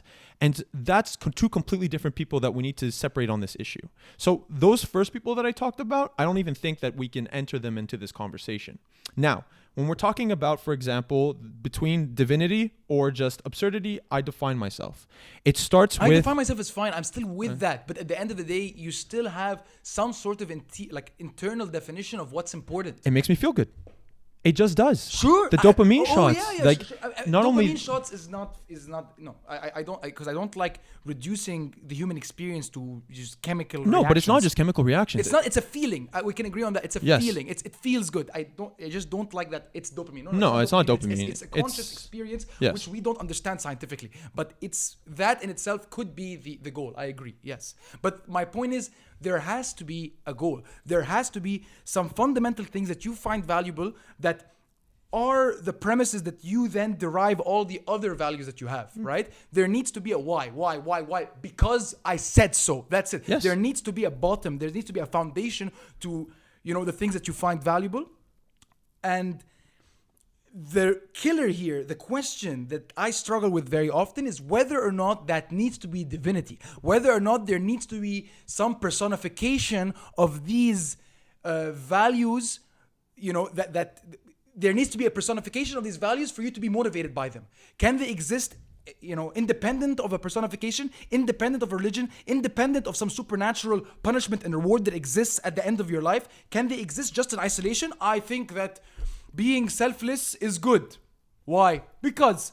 Or is it that deep down you can visualize or imagine that there is some like cosmic reward and punishment that's going to come from either your transgression or your adherence to these principles, transgression of or adherence to these principles. Just as sort of in between you guys, I think I totally see what you're coming from, and you had brought up a good point about sort of the meaning of life. We cannot sort of answer that because we don't have the tools. I think in a way we have the tools to only do so much, and that we've come from a society that has now for for thousands of years been based off of if you kill, you go to hell, and if you do really, really good stuff in your life, you go to heaven. And even if now you don't believe in religion, someone who's completely atheist still has that to the core of them, where they feel naturally inclined because it's been generations and generations and generations of people sure. that do things. Do right, go there, see nice angels, that. And now they at the core don't even think about like, oh, I'm about to now give a smile to this person because I want to go to heaven. They just think that it's nice to smile because it's nice and it's good. But my point is, like, deep down, when you feel guilty about doing something bad when no one is watching you, is it simply because you just, for whatever reason, feel that this activity is bad and that you should feel guilty for You're it? probably fueled by it during your or do you deep down feel like somebody's watching? Deep down you feel like God or whatever it is watching you. Is that really what's happening? Bring on an atheist, bro. Bring on an atheist. But I'm a bit of an not an atheist, I'm agnostic, but the reason like there is someone watching you. That's yeah. But there is can I just someone ask watching You're you. gonna say it's you. Please, what does agnostic mean? Agnostic means that I don't believe in any particular like God or greater power, but I'm open to the idea that it exists. Fair and enough. It's simply because it is impossible to disprove the existence of God, and as with the tools that we have, it's impossible to prove the existence of God. Yeah. So like as someone who's in STEM, it just doesn't make sense. It doesn't make sense to be a full-on atheist. For me, it's like at the end of the day, the concept that there is like a dimension to reality that exists somewhere that we cannot perceive or access. Yeah, consciousness is 100%. We've had this conversation a million times. Is not up for debate. we can't even sit here and describe what colors look like, and we're trying to pretend like we can explain everything. We can't. No. Literally, all that. We're not programmed to do that. No, Like, but like we don't all, have that. like my point is that like given our frame of consciousness, you can't even describe to me what green looks like, what sweet tastes like, what pain feels like. It's the only way that you can tell someone what green looks like is by pointing at green, telling them, look, this is green. You get what I mean? And the fact that green exists, at least to me philosophically, means that a description of it must exist somewhere. Something cannot exist without also the coding. the ability to describe. Yes, somewhere the coding, the programming in our mind for when this wavelength comes in, see green. That Is programming written is written some. You're getting it on the nail. It exists somewhere. because we've spoken about this like 2 yeah, years ago. It exists somewhere, and that somewhere is It's not. like, wow, man, you're really getting me. I was like, This green is written down, etched, described, coded, whatever you want to call it, somewhere, and it's not here. Right. And that place is probably very, very important because that is the place where the very fabric, the medium, whatever it is, the material that makes up our consciousness, that's where it exists, and it's not here. And it's inaccessible. And it's inaccessible. Yeah. So for until sure, maybe death. Yeah. Maybe. Maybe, And, until and maybe. that's And where, maybe not even then. and that's where people who think that, yeah, like I don't like, if someone ever thought of that, this entire ideology, they could easily conclude that, oh, I'm gonna maybe see this when I die. yeah, Which yeah. is literally the premise of religion. But you might Yes. not. Is that you might not. No, you might not. I'm with you on that page. I'm not like, no, you will. Like, no, you might not. And you might have just basically thought of something that no one has ever thought of. No, of No, course no, no. people thought of this. No, what I mean is that like no one has ever sort of maybe lived by that as the reason now they're going to die and wait for the day they die. You know what I mean? The reason that a higher power exists is because of our inability to describe conscious reality. Yeah, you know, I mean, Sure. sure, but I'm sure that's a popular idea. I know, continue. Yeah, no, Oh, because that's it kind makes of my sense. opinion. Yeah, like, yeah. the fact that two people agreed with you, it definitely is a shared opinion, Yeah, right? yeah. I just, it's hard for me to sort of be able to sit down and go like, yes, there is, yes, there isn't. What's going to happen? Why can't we sort of describe these things? Because again, I think that we just don't have the tools for it. And like we've agreed that like if we could, we just beep, little thing would come out saying like, Yeah, green looks like this. yeah, green, yeah, exactly. Red But looks again, like we're this. trying to describe something on a plane of existence that we just don't have access Yeah, to. exactly. It's like Exactly like that. for example, We're in if, 2D, But and that this is plane 4D. of it- yeah, but exactly, that not plane- even. yes, We're in yes, 2D yes, and this yes. is 3D. Yeah, You- exactly. You can't even tell what it, Yeah, like yeah, if yeah. you know what a circle is, a sphere to you, alien Yeah, concept. yeah. It's like, no oh, just way. another circle, and everyone's Yeah. like, "What? Yeah, That's a yeah. sphere, bro." But tackling the like what you were saying of like back onto that topic of is someone watching you? I do believe someone's watching you, but the thing is if it's in this inexplainable plane of existence, it doesn't have to be God. It could literally just be you and the parts of you that you just can't explain are just there that exist. Okay, yeah. And so you can define what it means to be James. For example, there might not be a reason behind it. For example, if I say that I'm someone that doesn't want to lie, I define James as someone who doesn't lie. Yes. And I believe that to that's why I love like stoicism, not the stoicism that's kind of propagating right now on TikTok. That's kind of a watered Yo, what down. side of TikTok are you on, bro? Yeah, I get It's fucking an like Andrew Tate people version dancing. of like TikTok, and it's the most toxic thing I've ever seen. It's like, don't show emotion, don't do any. No, it's like literally all it is defining a self and sticking and being consistent with the values that you've defined yourself to be. Fair. I've defined myself to be someone who is kind, caring, patient, and so therefore, as a Stoic, the biggest thing, like the most harm, the most disgusting thing that could possibly happen to me is if I break and I go against what I've defined myself to be. Just like that. 100%. And And that is actually again, I haven't really read into Stoicism very, very much. I did buy Meditations just to start reading it. But that is probably even before I started reading into it or before I start reading in it. That is basically, I think, a very good, succinct explanation of the way that I like to live my life and the kind of what I've come to as a philosophy, you know? But don't you think that a lot of the time, to sort of answer your question where you were like, okay, but what is guilting you? Like when, Yeah. like, and James to him, that was just like, yeah, me, man. Like but like then if you think about that question, you go like, okay, but who has set, like, when did I set these things? Like when these things become to me a staple that I'm kind, I'm caring, I'm patient. When And what were made you these- decide them? When were these written? Like, no, you know? And I think it's from during like your quote unquote unconscious years, like from 0 to 6, where your parents would like, if you're holding something, no, don't hold that. Now your brain registered back then. Like, you don't remember these moments. Like right now, if I tell you, what did you when you were 2? You're like, I don't fucking know what I did when I was 2. Yeah. Like these are the things that sort of early on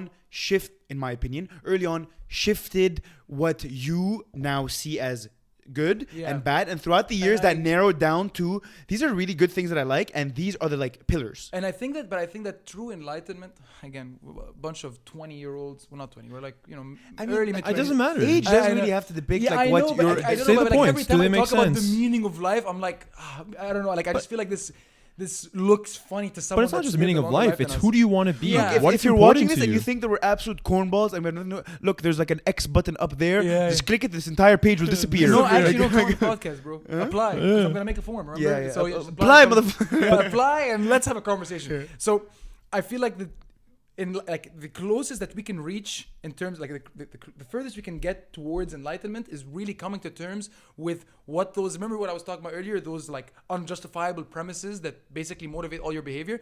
Finding out what they are, and like in your example, you were saying that it's being kind, being selfless, being compassionate, whatever it may be, not lying. Coming to terms with what those are, and then just living by them, and also being aware of them. I think the issue is that people may have those kind of like divine imperatives built in them. I think that we all do. But they don't know about them. But they don't know about them. And that's where, cognitive dissonance can come in. That's when, Reflectiveness plays a huge part of that. Yeah, so like how much are you willing to spend time with yourself thinking about these things? Man, but I a lot feel of like if people- you just come to terms, I feel like it's something that everyone has to do. And I think that it's an ongoing journey. You do this throughout your entire life. It's so hard to tell someone, hey, think about things that I'm currently like able to think about because I've spent time thinking about them. It is so vague. Like I've met people that are 60, 70 That haven't really- Have none of those you capabilities. speak to them and they're just like monotone. I believe I this do this because- They're like flatline. Everyone does What do you it. mean? I talk to Everyone does people. it. I talk to people our age that I'm that's like, the thing, man. Lots of people don't think about these things. It's 90% of people actually don't have the introspection required to come to these conclusions. but dude, not even about the meaning of life and who they are as a person. You can just say, like, they'll have an emotional reaction to something, and you'll say, okay, so it's fine. This is the way you reacted to this stimulus or Also, whatever. by the way, just so you know, since you're facing us, which is technically It's correct. fine. They'll see the size of my face. Yeah, just I have a very nice side profile, so I don't Yes. mind. So like, I it's can like, confirm that. I've been facing Yeah. his side. and it's like, looking great, but there's so many people our age that they behave in a certain way. They have an emotional reaction to something, and like they kind of, you can say, okay, so what did I do that made you react this way? They can point that out, but then you ask them, okay, so why did you react that way? why did it make you feel? Why did it make you feel? How do you feel? And there's a complete inability to introspect to that level, to the level of saying, okay, I behaved this way because you did this, and then because I thought of it this way, I behaved like this. It's like There's such a it's disconnect like- at just it's that like- level. It's like life is a game that you can play while also for some reason not understanding it. I don't know. 100. That's when I like, remember when I was what talking. annoys me the most Yeah. is that to me at least, developing mentally is an infinite ceiling. Is that you have the capacity Yeah. to grow mentally as much as you want. You know what, man? If you're 5'1", I'm sorry, you can't dunk, Yeah. or 99% sure you can't dunk because of physical limitations. Yeah. So I can't blame you.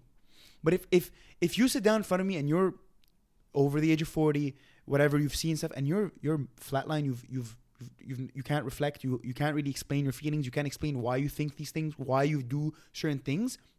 I'm disappointed because you didn't need tools. You just needed to go there. Yeah. And it's uncomfortable to go there. A lot of times when you spend time alone and you think about these things, it's a slippery slope. You can end up by being in a very dark place about like, wow, I don't really want to be thinking anymore right now. Like, this is like a bit overwhelming. So people are just like, you know what, forget this. I'll just avoid this completely and I'll just live. You know, and that's what annoys me is that when I sit down and why I'm repulsed by people that are very monotone, and not monotone, but very like shallow. It's a harsh word, but yes, it's that you have the opportunity with you don't need to buy anything, you don't need to read, But you don't that's need. the thing, bro. Some people don't want to?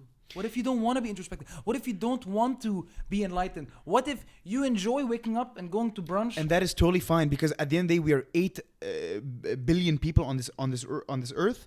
I don't need to meet every single one of you guys. And at the end of the day, look how many people live in Montreal. How many people live in Montreal? Yet we choose to see one another every week. Why? Yeah. Because we share similar ideas and similar thought processes. But I'll tell you Fair where enough. the problem comes and why it's important, and like you can't just live this life. Because the skills that we're talking about are the skills of being able to self-reflect and critically think about our actions. And these propagate, like you said, your formative years, 0 to 6. It's not just 0 to 6, by the way. It's like 0 to like, for men 12. to 24. Like, For men, it's 24. Yeah. And the reason why it's so we take a important, while, huh? the reason why it's so important is because if you have certain toxic tendencies and certain terrible behaviors that you don't know how to even understand that you have, guess who you push that onto? Your kids. Freed yourself first. Like, you will be a 40-year-old that's a narcissist. Yeah, which is, For the rest which of is your like, life. Come on, bro. Like, yeah. you have no hair. What are you fucking Yeah. like? You know, like. So what I mean is that sorry to cut you off, but you're 100% right. Like, once you pass that sort of, I guess, 24-year range, and you're not able to recognize that you might be a hardworking person or a hardworking man, but you're a piece of shit. You're really a piece of shit, and like you are not nice to your friends, and people are only friends with you because to a certain extent they feel that the loyalty now forces them to, because they've known you for so long.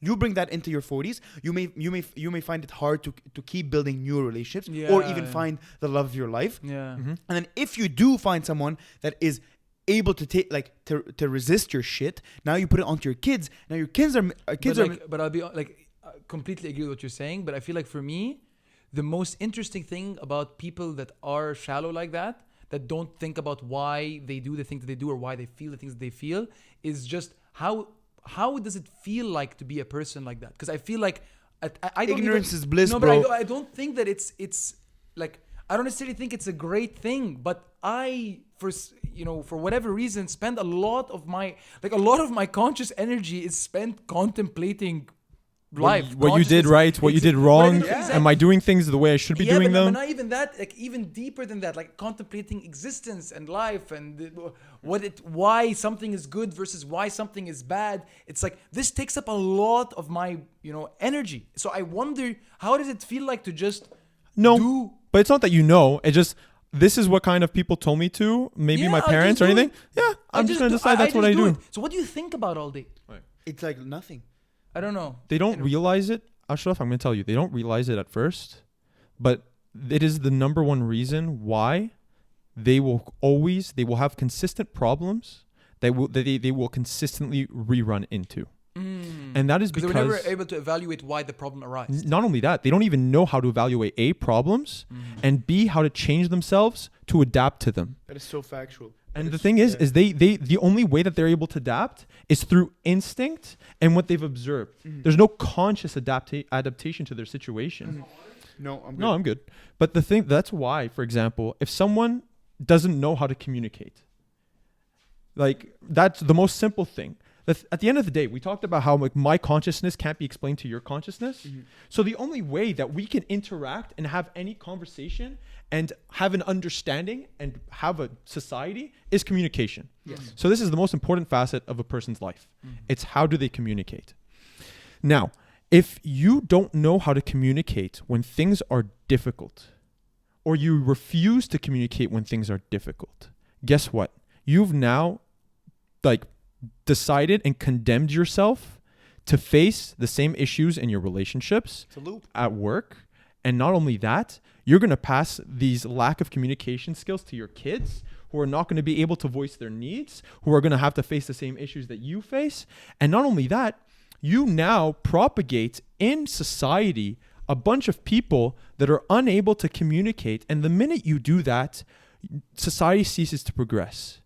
On a political level, if you can't communicate, we can't even go on the negotiating table and change anything. Because I'm stuck in my ways, you're stuck in your ways.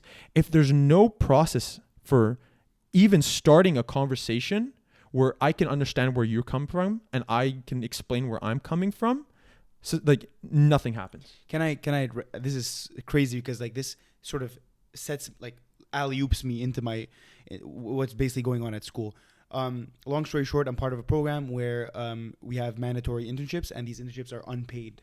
There are 400 hours every internship, and that is a lot of time spent at an internship site. 400 hours of competency, by the way, not 400 hours that you can count, and once the 400 hours are done, you say so peace. 10 full-time weeks or 20 part-time weeks, basically. Pretty much, but also they changed the word from 400 hours to 400 competency hours, which means your supervisor decides when you're done, which is the end of the semester to them. That's slavery. That is slavery. So part of I've been basically bringing up to the Students Association of our program that even though this may not be applied to us, that we would have probably graduated by the time this could be put into order, but we should create something so that these internships are paid. Mm-hmm. And I brought it up to one of them, and she was very receptive to the idea. And then she spoke to the entire team, and they were like, no, like we can't do that.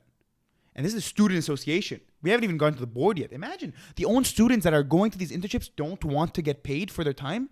Imagine 99% of the people in our program are financially privileged to sit at home and not have a job because you get can't. Credits at least for the internship? Yeah, it's a class, but so do people in engineering and business, and it could be a class too, and you'll still get paid. What I mean is that you cannot sustain a job if you have an internship throughout the semester because the hours are inconsistent. Some day you might have to show up at 4 p.m. The next day you have to show up at 6 p.m. You can't build structure. Mm-hmm. Anyways, so one of the student on the board, one of the heads of the board of the student association came to speak to me today, and we're like, hey, we're hosting elections, and there's a spot for you. Like I hear you have ideas and stuff. I was like, you guys aren't willing to even begin to discuss this. What do you want me to? Why do you want me to join? And they're like, well, we feel like we lack leadership, and we feel like we don't really have a voice, and you feel like you're willing to put your neck out there, you know? And I was like, you're right. I am willing to put my neck out there because what I'm arguing for, if I can sit next to anyone who can think and resonate with me, will at least tell me, you know what, you have a point, but here's why it's not feasible. Mm-hmm. At least. There you go. At least. Yeah. You know, he might tell me, look, man, there's no funding, there's no this is that, and he can break down the funding. So you wouldn't have just told me, hey, man, go kick rocks, you know? But you guys, as a team, as a student association, aren't willing to even bring up the topic of discussion to the program. You won't even tell me why I'm wrong. You won't tell me why I can't. You know, and every person that's graduated that works there, like all the TAs or the lab instructors, when you ask them, like, hey, isn't it crazy, whatever, that this or that, their answer is always the same, or 99% the same. It's, we didn't get paid. Why should you? So it's a vicious cycle. It's a vicious cycle. And it's like no one wants better for the next person. And this is where the entire thing of, if you're ignorant and you don't reflect and you don't want what's better for yourself, you then pass that on to the future person. And then when you look back at the graduates and you're like, or in this case the parents, and you're like, why don't we do this way? It's like, we never had this. You don't deserve this. That's wrong. That is wrong in every way. And in a weird way, this would actually, like, not to jump into the reasons why I think we should be paid, but it would equal out a lot of things. Like, let's say, example, big CJEPs like Dawson and Vanier that attract hundreds of applicants every single year from our program to basically be an intern, would now receive a lot less if a CJEP that's a lot further, like Cégep Lionel Groux, that's in Saint-Jérôme, that's a 45-minute drive away. If Saint-Jérôme that CJEP that's far away starts saying, hey man, we'll pay $11 an hour under minimum wage, huh? We'll pay $11 an hour while Vanier pays you $0. That is just tipped the scale, man. Yeah, big time. You know? Big time. And now kids that have never even heard about the CJEP are applying there because what is going to be at least worth their time, at least worth the gas. And I mean, if we're talking practically, like, it's also an amazing marketing point. Like, it's fantastic PR to basically make a campaign based on the fact that we're finally giving these kids what they deserve. You know what I mean? Exactly. They've been robbed of their time. We've never had, you know, some of these schools that are very far don't have a single applicant. They don't get student athletic therapists to come work for them. They just don't. They just have one guy that works there full time, and he has to deal with 600 You never students. really clarified this. What I'm understanding is that basically these CJEPs hire people that are in athletic therapy programs to intern at their institutions during sports games and so on. Indeed. But the thing is that I think the students don't realize how much power they have and how reliant these CJEPs and these universities are on these students' free labor. because without them, the system crumbles. But why is it a choice of why is it Concordia's choice whether or not the students get paid and not Dawson or not Marianopolis or not? Because it's Concordia's decision at the end of the day. Because how it works is at Concordia, the field of athletic Concordia owns the students. No, yes, technically. Yeah. And yes, because my supervisor at Concordia can walk into Vanier where I'm interning and say, I don't think this is a safe place for my student. I don't think he's learning. I'm pulling him out. And my supervisor at Vanier cannot say a word. But you could start a union right now, effectively a union for student athletic therapists, and just make it so that you all refuse to do work unless you get paid. You could. I could 100% I could. And that is something that requires a team of people that think the same way, and I've yet to encounter. And I'm gonna go one step further. I'm gonna say that you, as much as they can make the case that some payment may be infeasible due to the lack of funding or whatever it may be, I think that the case that $0 is absolutely absurd, absolutely ridiculous, and cannot continue is something that cannot be debated. I think that as soon as you introduce the idea that, fine, it doesn't have to be $15 an hour, maybe it doesn't even have to be 10, but it has to be something. As soon as you bring up that point, it becomes almost impossible for them to argue against it. Like, if you can convince them that, okay, $7 an hour, whatever it may be. Man, you spend 400 hours, multiply that. Yeah. No, that's thousands of dollars in a semester. Yeah. That's money. That's money. That's a lot of money. That's good money. That is someone's rent. That's That is someone's food. That's someone's education. But not only that, at the end of the day, Quebec, compensation is kind of attributed to money. So if you're not getting paid at all, like the only reason you're in this field is to potentially get a job to get compensated with money. Yes. So now you're saying that the work I'm providing now is not worth anything. I get it. Yes, we're first year interns. Like our level of knowledge is definitely not as advanced as the fourth years. Sure, but what so fourth years get paid? No one gets paid. Oh, But, no. like engineering interns get paid. 100%. As As a a first year, you get paid. And what do you do? Nothing. You barely do anything. You barely do anything. Like I've spoken to a couple of our friends that are engineering, and they've told me, man, I'm I an had to engineering print one. papers. Yeah. Exactly. But I didn't want to like say, hey, what are you guys doing? You know. Yeah. But and they told me I used to print papers.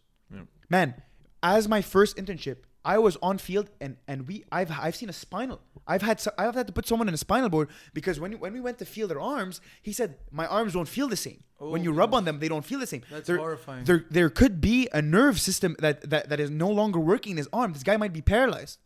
Yeah. And I got paid $0 to save this kid's life. You know what I mean? It's Yeah, wrong. yeah, The yeah. premise is wrong. 100%. So I think that the argument, what you have to push for right now is have a clear discussion about what is feasible, and you have to make the point, like you have to make it so clear that you cannot argue against the fact that something more, even if 15 is not feasible, there's a number between 0 and 15 that is, and you have to find out what that number is. But you also have to look at the elasticity of a given environment, because you could provide the best argument that is logically infallible, that is supported by a lot of people, but the minute that the people in charge decide that they don't want to change things, it doesn't matter how sound your argument is. 100%. Yeah. The thing is change is uncomfortable. That's why you need a union. Change is uncomfortable. It makes people uncomfortable. And different environments, such as engineering versus like if you work in accounting or you work in the banking field, have different elasticities to change. They change at different rates. And so it's a cultural thing. So even like I understand your pain because like what Kareem was describing earlier with the elders, basically this not approving of taking salaries for interns is exactly a cultural issue. Yeah. It's just sentiment. it's just years towards the and years idea. and years of something that is clearly wrong, but no one is. So here's what in general the field of athletic therapy is really pushing for an order now, because they've proven through basically the education that they do enough as not enough, but almost as much as physical therapists do. Yet we do not have an order in like engineers, like anything, like lawyers, doctors, whatever. They don't have an order. Okay. Is an So- order like a union? What is that? it's like a organization that kind of like, for example, like the order for engineers, like kind of decides who has certifications, defines certain laws. It So they legitimizes it. kind And of, then- it's a group. And then even and that's the thing. When you have an order, you have insurance now. Insurance is on your side. Like every engineering job you'll apply to will either provide insurance or unless you have whatever. it's like group negotiation. Exactly. Yes. But anyways, it's like a blue tick for this program. Okay. Like that's what they're looking for. Okay, in terms of like social media wise. This comparison. Yeah, I know exactly what you're talking okay. about. It was a metaphor. Yes. So long story short, they've even made it so like at the end of the program, you don't just graduate. You have to write an exam. There's a final CATA exam. It's like medicine. Mm. Like when you're done, you have to write a final exam before you graduate. You know, it's like almost like MCATs, but like at the end of it, to basically prove that over these 4 years you've learned enough to be certified in this field. So they're adding all these things. So clearly they're hesitant of change because they feel like it's very near. It's very near. They're going to give us an order very near. Imagine right now, oh yeah, this is going to cost us actually $200,000 more per year now because we're paying every intern. See what I mean? See what you're saying. See what I mean? Don't ruin this. Don't ruin this. Exactly. Yeah. This might look really bad on me because if not, I now come out and I'm like, hey, I've accumulated 99% of people in this program to all vote on a survey that is not anonymous. That is clearly their names are there to show you that we all think we should deserve to be paid. And here's what you guys can do about it. Here's how schools that could benefit from this, because CEGEPs that are English get less funding than CEGEPs that are French, and CEGEPs that are French have proved to attract less applicants from a Concordia because it's an English-speaking school. This would equal out that playing field because a school that is a CEGEP that is French that has more funding would be then, in theory, able to pay more. Would equal out the playing field. So how about this Concordia? You pay half the salary, and they'll then add on, like, you pay a base salary of $5 an hour, and then they will increase based off of how much people they want to attract. So like we said, a school that is further would say, we'll add an extra $10. Well, you'll be making a total of $15 an hour if you come and apply and join our school. In comparison to Vanier or Dawson that's downtown, it's like, yeah, we can only pay you like $7 more. Like, you'll be making $12 an hour. I'm going there, brother. I'm going there. You know what I mean? Yeah. But me putting myself out there might, especially if I'm the face of it, might potentially hurt me, because now no internship sites for moving along would want to take me, because like, oh, this is the rebellious guy that wants to make this really hard on us, wants to take money out of our pocket now. You know, it's hard. It's very hard. Like James said, the elasticity for change is very tight. It's like 20,000 rubbers tight. You know. Yeah, I see what you're saying. And it would take a lot of people in the right direction. And going back, like sort of moving back to the topic we were talking about, it would take a lot of people that think in the same way and are reflective enough to realize that, yes, there's a problem. Now, what are the different ways we can approach this problem? But that's the funny thing is, like, and we just don't have that. That's the funny thing is that, like,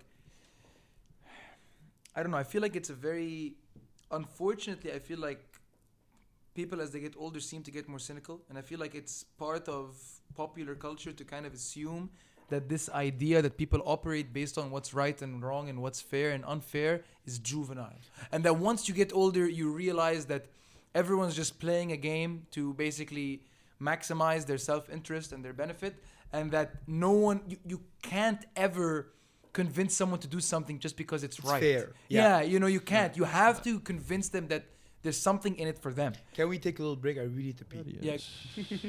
I mean, that's coming up soon, innit? Yeah, that's what I'm trying to segue into. Yeah. Into Mr. Tate. I'm trying to segue into why Tate's so toxic, and that's because he literally makes people not change. Okay, but let's now. I don't know about that. Yeah. That's pretty good take. I'm not gonna lie. No. Okay. That's pretty good Tate. Yeah. No, I can't do it. Yeah. Okay. So what's it called? What were we talking about? We're talking about Let's make a smooth segue. elasticity Yeah. for change in certain cultural situations. Yeah. Exactly. So yeah. So I don't just like no, and then I brought up the idea that, like, I feel like for some reason it seems like as you grow older you start to realize that you can't convince anyone to do something because it is good. I was going to counter that. I Okay. was going to say, I think that, like, your means and your ability to actually accept change never changes. Yeah. And it's actually what ends up happening is that you have certain principles that kind of decide what you believe about certain things. Mm-hmm. And so it's just, when you're younger, you just haven't been exposed to them yet. So, but like your mechanisms for changing your mind on stuff stays the same throughout your entire life. Old habits die hard, they say. Yeah. Okay. Well, I'll we'll start, and I'll basically explain. We're starting. Oh, I can go? Yeah. Okay. So I don't think it's necessarily that older people, for example, are like can't change their mind more and they're more cynical and stuff like that. I think that everyone throughout their age, like no matter what age they're in, develops certain tools and processes for changing their opinion on anything. And what ends up happening is that when we're younger, we're exposed to things for the first time And that's why we're more open to change, because we're going from no opinion on something to having some Basic sort of opinion, opinion on something. So it's not that we're changing our mind. It's just we're more impressionable because we don't have an opinion on something.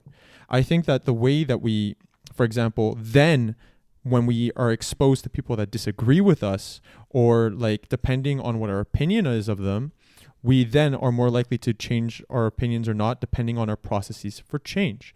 The problem is when you're older, your relationship with everyone else does become more cynical. It becomes transactional. Well, not only that, it's because as young kids, we have such a false representation of what adults are. We kind of think that they have it all figured out, that obviously if they're telling me I'm wrong, it's because they know something I don't. And we don't really see them as humans. We really see them as, for example, teachers, people that are going to tell us the actual way of doing things.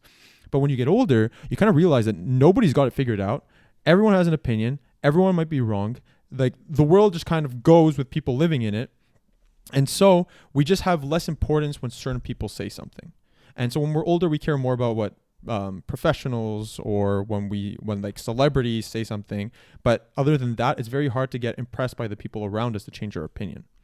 Now, what are these processes for change? It's not only like looking at what our current state is for doing something, but being open to hear what someone else's opinion and way of doing something is, truly listening, and this is the big one, listening to what they have to say, and being open to change our way of doing things.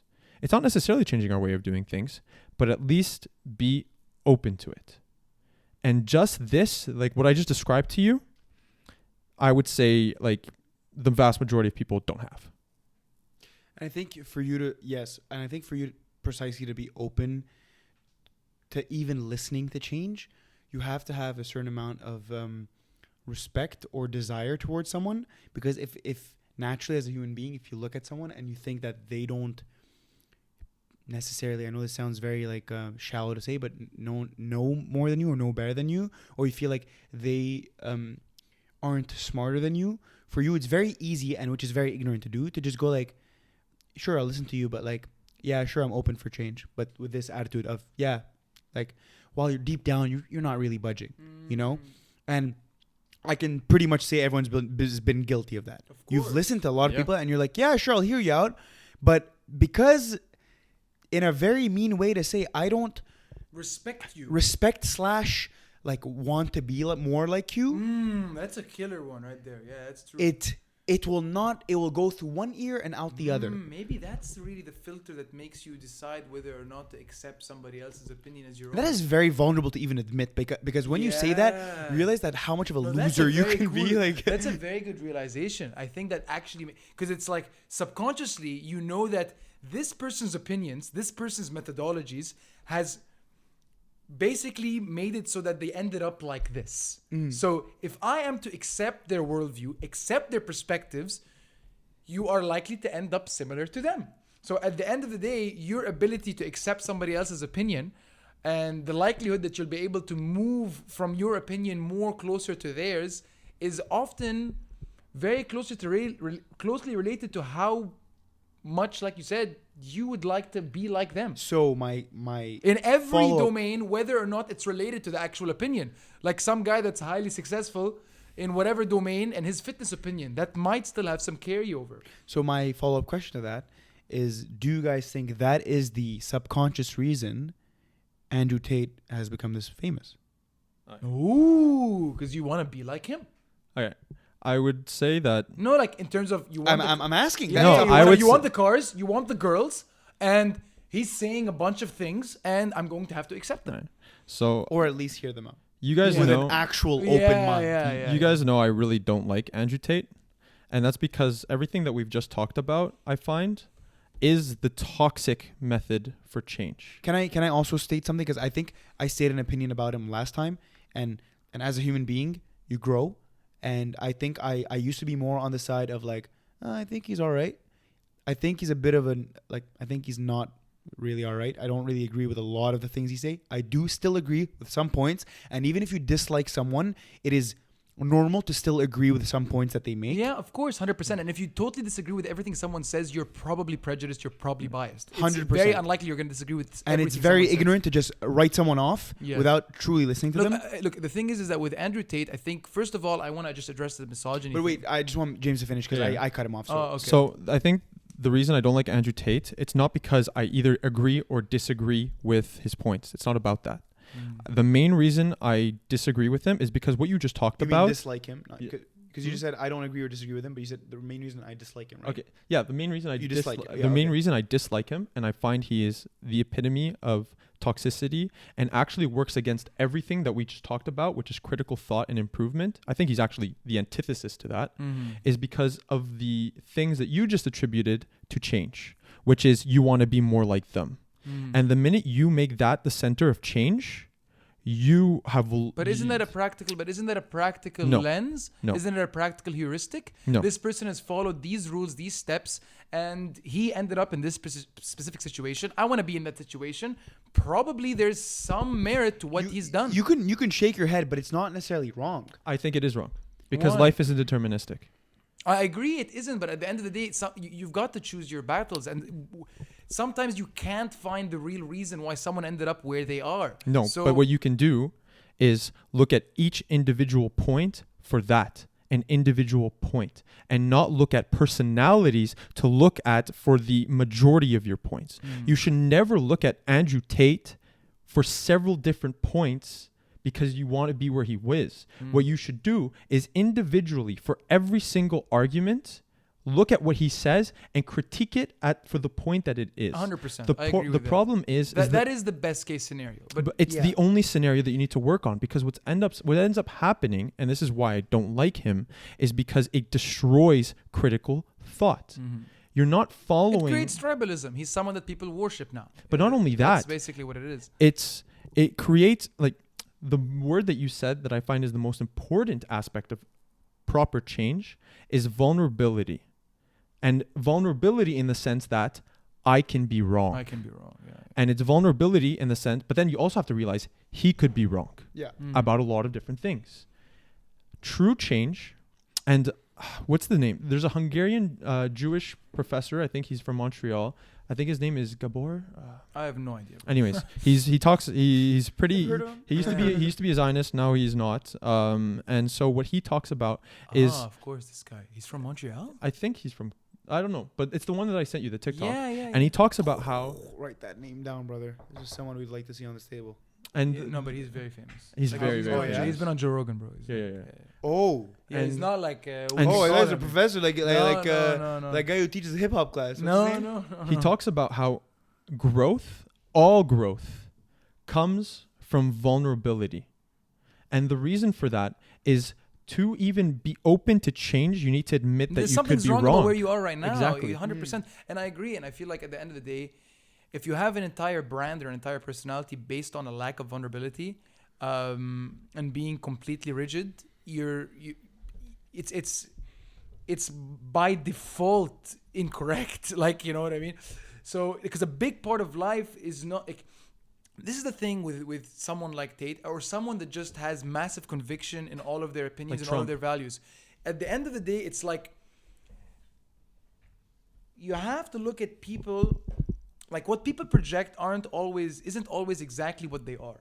And at the end of the day, one thing I do appreciate about Tate is his encouragement of conviction, of having a set of values, a set of principles, a set of limits that you set for yourself and for your relationships and sticking to them and not budging on them because those things are important to you. I feel like he projects that and he encourages that a lot, implicitly and explicitly, many times. But he's a hypocrite. And I of course he's a hypocrite, and I'll get into that 100%. 100% right now. But I'm just saying that I feel like nowadays, especially with this notion that, you know, this moral relativism or whatever, like, you know, everything can be right and wrong at the same time and whatever it may be, it's like this almost traditional conservative concept that no, there are certain things that are right, there are certain things that are wrong, and the reason sometimes these things are right is just cuz, you know what I mean? And you have to stand by your just causes, and you don't have to be ashamed of them, and you can stand by them and live by them and even encourage them and be a champion of them, and there's nothing wrong with that. You have to be open to change. Sure, but to a certain extent, what makes life worth living or what makes somebody interesting is that they have certain convictions that they may not be willing to change on. They have just causes that aren't like yours. And everyone has just causes. Everyone has things that they're not willing to budge on. And I feel like you have to strike a balance between, like, you have to select the right amount of just causes so that you're not, basically flimsy. Like you have no opinion. Yeah, You can constantly change. Yes. But Ashraf, you so need to I just feel like in a sense, you could argue that his encouragement of just strong conviction and opinions could have been a positive in a world where people no longer have conviction and no longer have guidance, no longer have meaning.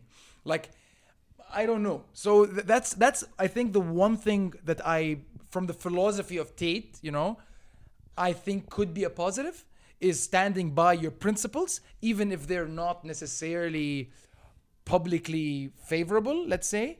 But by and large, obviously, I think that a lot of the specific things that he says are not even the specific things that he says, but the way that he says them. And I know he'll say something like, or people will say something like, oh no, but at the end of the day, if you're just judging someone based on the way that they say things, then it's not a fair evaluation or a fair judgment. But I completely disagree. Like, you have a platform, your words have a consequence. And at the end of the day, when you constantly make jokes about the fact that you tell your 6 girlfriends, bitch, get me a coffee. I want a coffee. What the fuck, bitch? Do you know, like... But it's inconsistent with his values. But when you speak, he speaks like that, and then you go, no, but at the end of the day, it's because I'm responsible for them, and I protect them, and that's why I have some authority over them. It's like, yes, Tate, I understand what you're saying, but that's not the way that you speak to a person that you care about and that you're responsible for. And by making these jokes, making these skits, and making this something that men should aspire to eventually be, like, one day, if you're a big shot man, you can have girls that you speak to like that. Mm-hmm. You know what I mean? If you make that something that people should admire or desire, no matter how much you tell people that, oh, it's just an exaggeration, it's just a joke. No, you are very clearly encouraging that type of behavior and building the type of relationship with people that you care about, which is wrong, I agree, and I think that the sort of fall of Andrew Tate has come because of the fact that, yes, he has a lot of controversial opinions, and I think what sort of set him up for failure is the way that he delivered the majority of his messages, especially the fact that he had that whole system where if you were part of Hustler University, whatever, you basically had all rights to any clip you wanted from him, and you could post it on TikTok, and you could make the revenue from it. Mm-hmm. It didn't have to go to Tate, but basically it was free marketing for 100%, Andrew. 100%. But then what that set him up for was these small 15-second edits with crazy lights and stuff of him saying the most stupid shit. No, but at the end of the day, that stupid shit is what made him who he is. He is successful because of that stupid shit, because of his controversial opinions, because he riled people up. Sure, but I do think... So he can't complain about these 15-second clips because him being taken out of context is the only reason he's popular to begin with. You know what I mean? No one... pros and cons to it, right? Yeah, I mean, like, not only that, he has so many public opportunities to set his image straight. 100%. This is what I'm about. Exactly like we said, his 90% of his brand is that he does not budge, he does not move, he is a rock, and that he will not apologize for anything that he has done. And I guess setting him up for hypocrisy is just part of something that he's sort of put on his arm, and he agrees that, yes, you know what, I'm a hypocrite because this is my just because, and although if you really think about it, this other just because that I have sort of contradictions with it, I don't care. And that's a terrible thing terrible. Like we said, your just causes have to be constantly evaluate. Exactly. Have to be constantly evaluate. Just look at his last sort of approach. I like how he created this term called "your just causes." I like that one. Yeah, that's a good way to describe it. Look at his last sort of charades or whatever he's got going on when he basically converted to Islam, or if he did, I don't know. And has a cam business. And then that's one. Wait. Can I just finish the point? Yeah. And then someone, who was it? The True Geordie had come out and said a really racist remark. Saying something about like blow yourself up or something. Yeah, if you really are Muslim, like you'd blow yourself up, and whatever, and just basically insulted. And then he got Muhammad hijab on. Like he tried to redeem himself by bringing on Anyways, long story short, what did Andrew Tate reply to him? If you are if you have any understanding of Islam, you know that it is a religion of forgiveness and a religion of patience and understanding. Someone's in here. Yeah, it's for sure.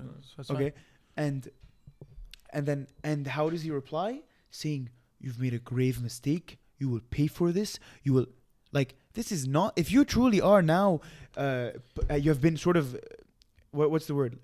Like we say in French, béni, which means like you've been now blessed by God, and you truly understand what it's like to be a Muslim. You would be like, you're misguided. But like you have no idea. Please let me educate you.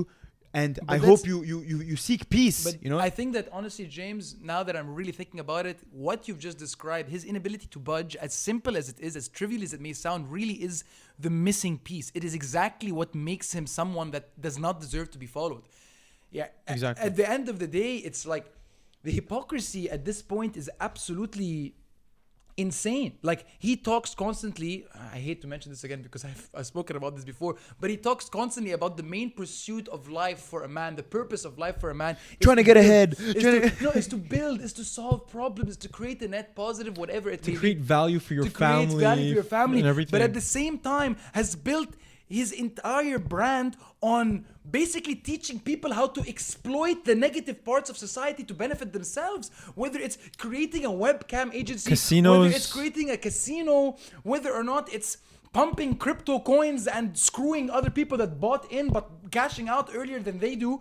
Like, all of these things are exactly examples of how you exploit others to benefit yourself. It's exactly the opposite of creating value but for his others. message, I thing- think, was out of all this is that this already happens, so why not do it yourself? But that's what I'm saying. But That's wrong. That's because wrong. it's That's inconsistent. wrong. It's inconsistent with his That's what morality. I'm trying to Yeah. say. It's not wrong. If you stand shamelessly and admit that my objective is to make as much money as possible, to basically gather as many resources and as much power as is humanly possible, and this is my objective at the expense of literally everybody Everything. else, then there's no inconsistency. Okay, and you know what? You're actually really, really good at it. You've made a lot of money. You have a lot of influence. You have a lot of power. You have millions of people that almost worship you. You did a great job. But you can't sit there and say that what you do is motivated by creating good for society, because you haven't done that at all, even until now. Everything you have done has been motivated by your self-interest, and not just your self-interest with a neutral output to society,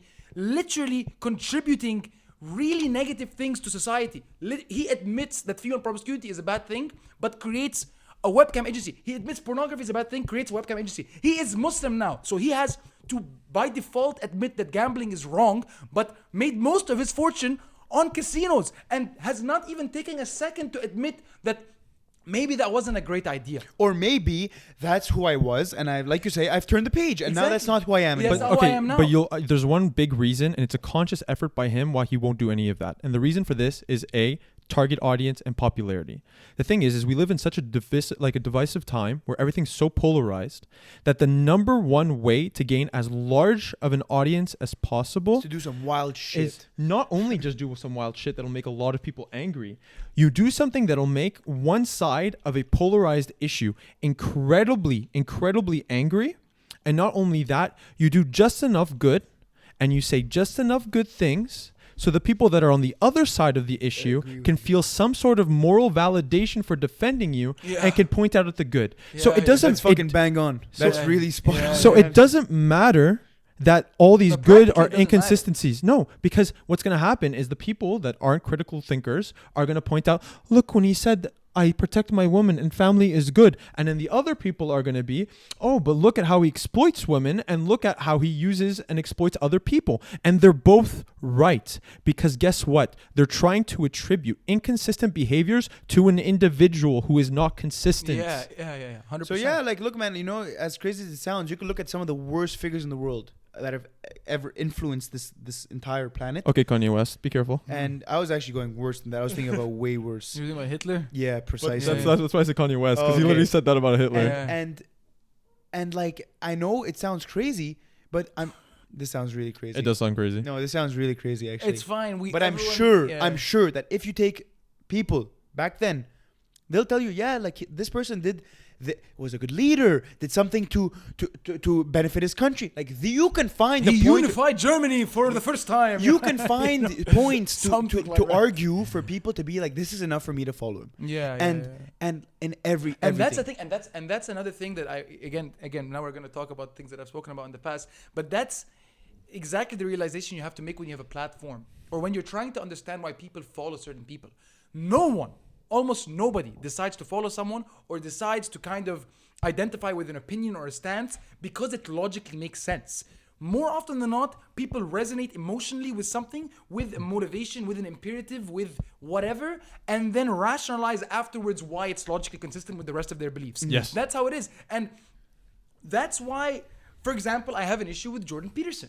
Like, at the end of the day, Jordan Peterson defends his points very, very well 99% of the time. Every time he aggressively goes after some trans activist or whatever it may be, he then has a very methodical, logical argument or justification for why he was so aggressive and why it moves him so emotionally to behave in such an aggressive way when he's speaking with these people. But at the end of the day, if your goal is to convince people to agree with you, going about it in that fashion is not going to get the results that you want. And again, it's obvious, it's cliche, it's trivial, but I think it's an important realization that people don't agree with you or follow you because the quality of your logical arguments. They follow you because again, it sounds very foo-foo and abstract, but the energy that you project, they see that, okay, this person seems to want the same things that I want. I want to be like this person, just like you were saying. I want to be like them subconsciously, and therefore I will identify with their opinions and I will their stand stance. by them. I will stand by them. Yeah. You see what I mean? And then after that, you find your own internal, even if, by the way, that's assuming you're introspective enough to require justification. Some people don't. But even if you're introspective, you will often find logical justifications after the fact to kind of support the fact that you now agree with this person's opinion. But so yeah, that's my perspective on that. See, the thing is like defining who you are, like what we said with the meaning of life, is very difficult and scary. It takes a lot of effort because then you need to start thinking about every aspect of yourself and why you behave the way that you do. And the sheer fact is that a lot of people are A, scared, B, unable, or C, just lazy. And so they don't want to have to intrinsically find a justification and look at the consistencies behind their behavior. It's so much easier to just pick an online personality that's very popular and then just adopt their personality and their ways of thinking as our own. And because he can defend himself, he can defend the opinions for you. Yeah, exactly. You don't have to make any efforts for change. The thing is change or she. Change is difficult. And not only that, vulnerability is scary. And so when you want to have to change yourself, you need to say, oh, well, like this is I'm probably wrong here. But the thing is when you define your personality by someone's like persona, if you admit that one thing that they've said is wrong, you now have to substitute it with another. But that's exactly why I think that. Wait.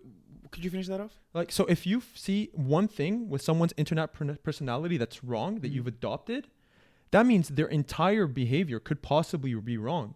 And now you have to re-justify what your opinion is on everything that you've defined yourself. And re-enter that state of vulnerability.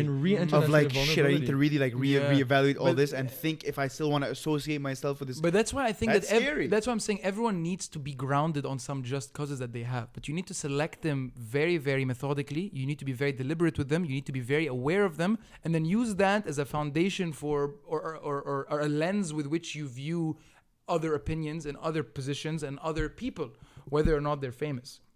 You know, without that, you're constantly finding yourself attaching yourself to whatever celebrity is saying whatever thing that day. And yeah, you know what I mean? Like, life is difficult in general. We face a lot of issues that kind of make us want to turn away from reality and kind of turn ourselves into victims. And then it's easy because if we're the victim, that means it wasn't our fault and I don't have to change. The thing is that you need to start, like you said, with the basic foundation. Who am I? What do I enjoy doing? And what are kind of like the things that I want? It can be as simple as I like spending time with my friends. Yeah, it can be anything, exactly. And then you build on that. So now when you hang out with your friends, you'll face friendships that end. And maybe you did something wrong. Maybe they did something wrong. But look at what happened. What did you both do? And why did it end? And look at what you can improve. And then look at what that improves who you want to be. Take that into your next one. And so this foundation that you've established, changes itself, but then gets built on. So if I realize that when I talk to, like, the more that I talk about how I feel in a certain situation, that even though it seems uncomfortable, that when other people are empathetic and vulnerable with me, that it leads to solutions rather than even more hardship, we learn a fundamental aspect of life, which is working with people to solve problems. And then you learn something super important, which is learning to work with each other against a problem and removing an individual from a situation. And what I mean by that is it's no longer me versus Ashraf because he was like that.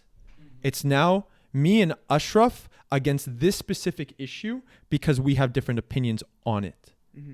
We need to remove values from individuals because individuals are a collection of values rather than any specific thing.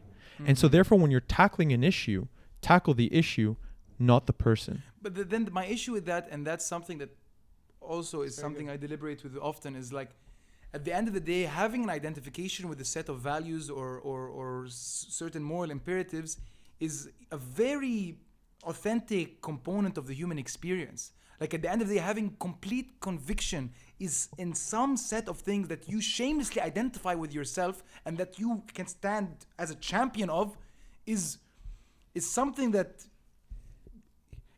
seems to be very important to us. We need to have those things that we identify with. I don't know why, but it seems like life is almost meaningless without that. Those just causes cannot exist in a vacuum that you can select from. They have to be things that you admit are a part of yourself. Like, you get what I mean? But that like, sort of stems from purpose, though. Like, you having those opinions, if you sort of look at the root of it, is because you have certain purposes that you truly believe in, and those are just like the branches of them. No, that's what I'm saying. So I'm talking about the purposes. Mm-hmm. I'm talking about those as the ones that are core to your character and the ones that you identify with. But now we're going back to our main point with So what I'm James. saying is, like, an opinion can be like that's why I'm saying you have to be very selective with your just causes. The fewer that you can make them, the better. The smaller they are. The smaller they are, and the further they can, in theory, branch out, the more interesting life can be. The more deliberation there is, the more room there is for introspection. The more like less stable they are, the better. If you're really concrete on these, you're really hard-headed. I would say you have to be concrete on them, but they can't be. They need to be unassailable. What do you mean? What do you mean by that? Like, It means it needs to be something that just isn't argued. that isn't argued. Because, for example, the existence of God. Yeah. Like, whether or not you believe that a God exists is unassailable. So because it could be true, it could not be true. false, and There you is can- no but- logical way to prove or disprove But it. what I meant is that if you have a couple of just causes that, like you guys say, keep them at a minimum, but things that you just feel like are true to yourself, that's who you are. that's who you are. But I think that's not wrong. That if someone challenges you to those things, But why? that did you're you like, change- no, But this why? is But why did you change your opinion? You don't changed your change your opinion opinion. because you've realized that a modification of one of those just causes is now better in line with one of your other more important just causes. Yes. You get what I'm saying? So that's what I think. That's where the room is for the modification of just causes, of your axiomatic tenets that decide your behavior. Is that at the end of the day, you can find out that there are inconsistencies, there are contradictions, and then based on those, you might modify one or the other. But at the end of the day, over time, you should kind of aim to reach a point where you have a set of small, unjustified, but also concrete, rock-hard convictions about what matters in this world, Yes. and that you're not willing to budge on them, and that you're willing to fight for wherever you are. Like, that's important, and that's, for some reason, people find it attractive. People find Andrew Tate attractive for that very fact, because there's something sexy about it, about someone that believes certain Chill. things. You calling Andrew Tate sexy? No, not physically sexy. you mean attractive. There's something attractive about it. Yeah, it's Appealing. something attractive Yeah. about the fact that someone is able to, despite all the backlash they might get, stand for And for take something. the arrows in the Yeah, back. take the arrows because I believe in it. Even if it doesn't benefit me to believe this thing, Yeah. I believe it That's because not wrong, screw you. that's not But wrong, that's the, not wrong. the reason why it doesn't work in the case of Andrew Tate, the reason why it works with Andrew Tate is because the people that actually end up following him don't have the self-reflection enough to tear apart and see the hypocrisy. Now, exactly. It doesn't work with him because his just causes are contradictory. That's what we were saying earlier. yeah, that's why. But the thing is like, now, what you hit on the nail is you need very minuscule, granular just causes. Atomic. Just causes that are kind of unassailable in the sense that, for example, I want to be a kind person. Done. Because I want to care about my fellow man. And now this is how it builds. If I care about my fellow human, and then you can derive whatever you want from there. That means that Black Lives Matter, for example, makes sense to me. Because now what's happening is there's this cause where there's a specific group of humans that are being transgressed. And so therefore, because I care about humans, I should care about this. But that means that when people care about that, when people ask you, why do you care about BLM? You can see why you do. Yeah. Not because someone else said something or this is what's popular, but because I care about humanity. Yes. I care about humans. I also think... And I can then logically derive that this behavior or this movement contributes to that just cause that I have, that fundamental one. And so while your higher level beliefs might change. The lower level ones need to stay consistent. Exactly. 100%. And I think that's the goal. And exactly like we were saying earlier, the goal is to refine them and to edit them over time so that they are as pure and as true as possible to you morally, whatever truth means morally. You know, ones that you like, that identify you and you identify with you, or you identify with and that resonate with you the most over time. Yeah. And you learn that. So yeah, you know, I think that's I guess, yeah, so we just figured out the meaning of life on the podcast. but that's the Thanks, thing. guys. I'll see you guys never. But like, if you look at most philosophy, I think that's enough forever. You know? Like most philosophies that even try to tackle the meaning of life, all just have to define with you defining a set of basic moral, like axiomatic beliefs. All of them do. And then you build upon that. Exactly. Like, for example, even if you look at the most basic philosophies, such as whether you're someone that believes in utilitarianism, it's about setting certain values that just kind of are what they are, so that you can then tackle more complex things. Exactly. And you use them as a cornerstone, as a foundation. What's the word? Foundation. 100%. And to be honest, kind of to tie this back, because I really wanted to touch on this topic before it's no longer relevant. I wanted to talk about Lex Fridman's book list. I don't know why. It goes fundamentally perfectly with this topic, because I remember a few books that he selected, and a lot of those books are the books that I read that allowed me to develop my critical thinking and this idea that I can constantly improve myself, while being empathetic, vulnerable, and listening to others. Look, I'll say that I think that this Lex Fridman book list scandal, okay, I'm going to explain it to you, because I'm sure you don't know what it is. No. So basically, Lex Fridman is a popular podcaster. You know who he is. And what he published, or what he posted on Twitter, on LinkedIn, on a bunch of different social medias, is his reading list for the year 2023, in which he plans to read one classic piece of literature every single week for the entire year. So 52 books by the end of the year. And these books are dense. Yeah. And these books are dense and they're difficult to read. Some of them are and some of them are not. Yeah. And he got a lot of backlash on it simply because a lot of those books are not very high level. They are, let's say, high school level books, right? Those are some of the books. I don't agree. No, some of them are, and a lot of people were mainly making fun of him because of the fact that, have you not read these books already? You should have read them.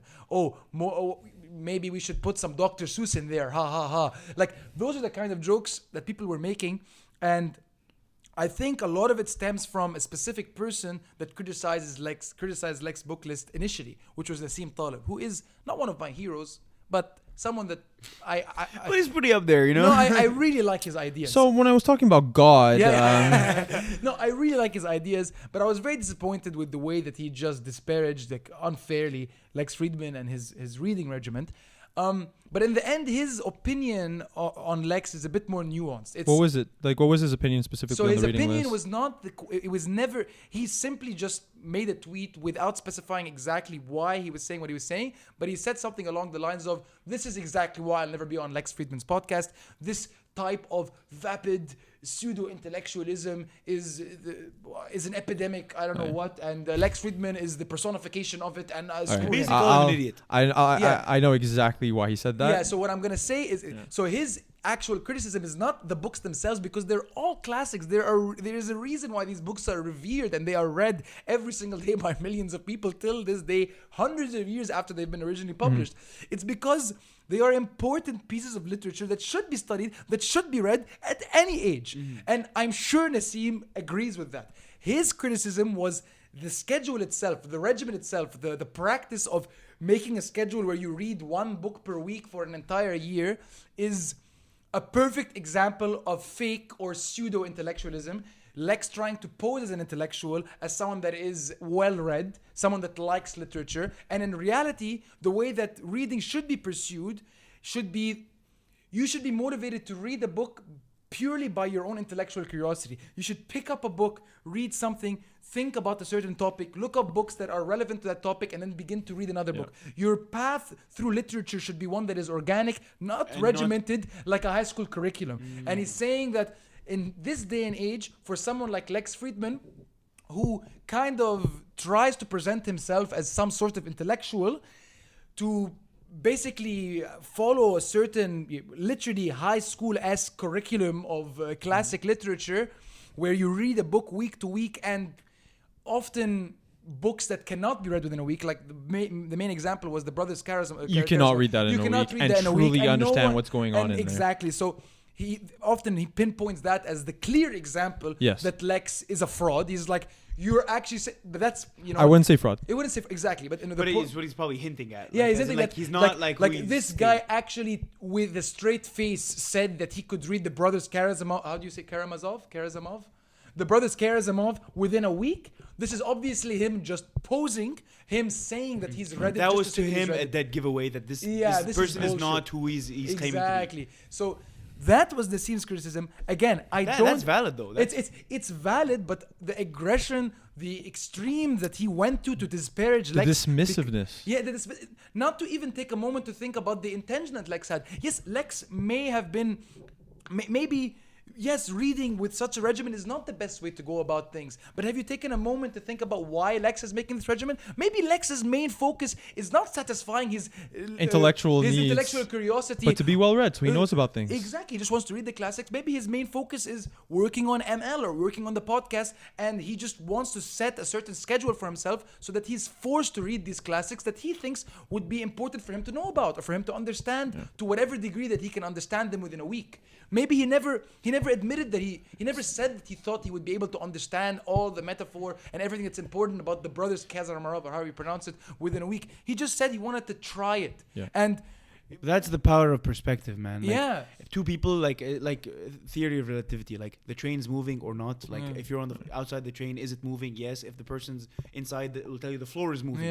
Like, yes, there's no right or wrong to that. Like you said, Lex could have just been like, I need to set a schedule. If no, I won't do this. I won't do it, exactly. You know, and that's fine. That's fine. And that's what I'm saying. So I understand Nassim's point, but him basically using the fact that yes, you can argue that Lex's regimen is not pure, in the context of satisfying intellectual philosophical curiosity. intellectualism. Yeah, whatever it is. It's not going to work. Maybe it's not pure, whatever that may mean.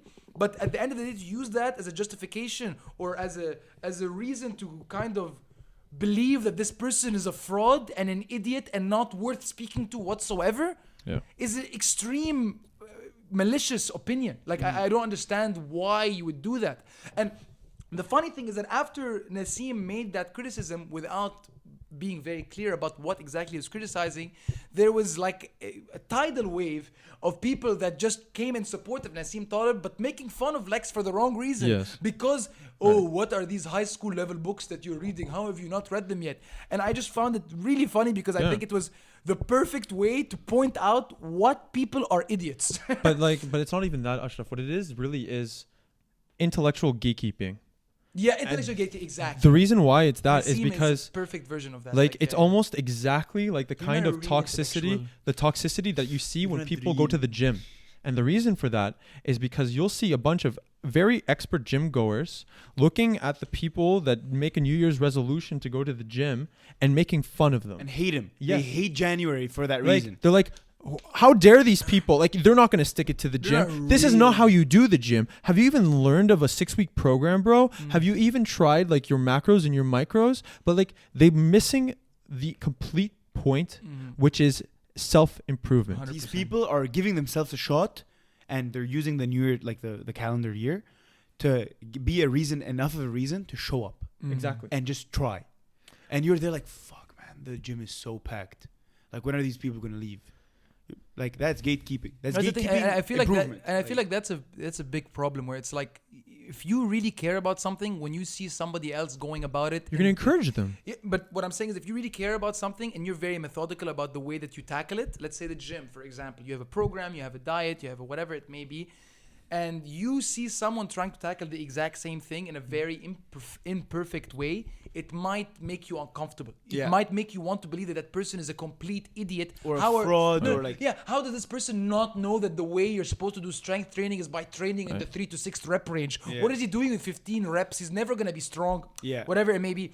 But what people often fail to realize when they're in this bubble of, oh, I'm an intense gym goer, is that 99% of people don't give a crap. And it's okay to not give a crap. There are lots of things that person is very methodical about, that they care about very, very much, that you go about in a totally ineffective, totally inefficient way. Yeah. And that's okay, because you don't want to put that much effort into that thing. You don't care about That's that thing. But not only that, That's but exactly. you didn't start at 100% efficiency either. That's- The thing is like, I can agree with Talib that, for example, the way that Lex is approaching these means he's not going to get a true fundamental understanding of the nuances behind these books. Yes. Like, for example, 1984 and like all these other books. These are books that I've read, and I've gone through my journey of reading them. But there's some of these books that I've read more than once. I read them when I was 15 in high school and never really truly understood. For example, I didn't understand the political spectrum, what authoritarianism is, like what the lessons were behind 1984 and what he was alluding to,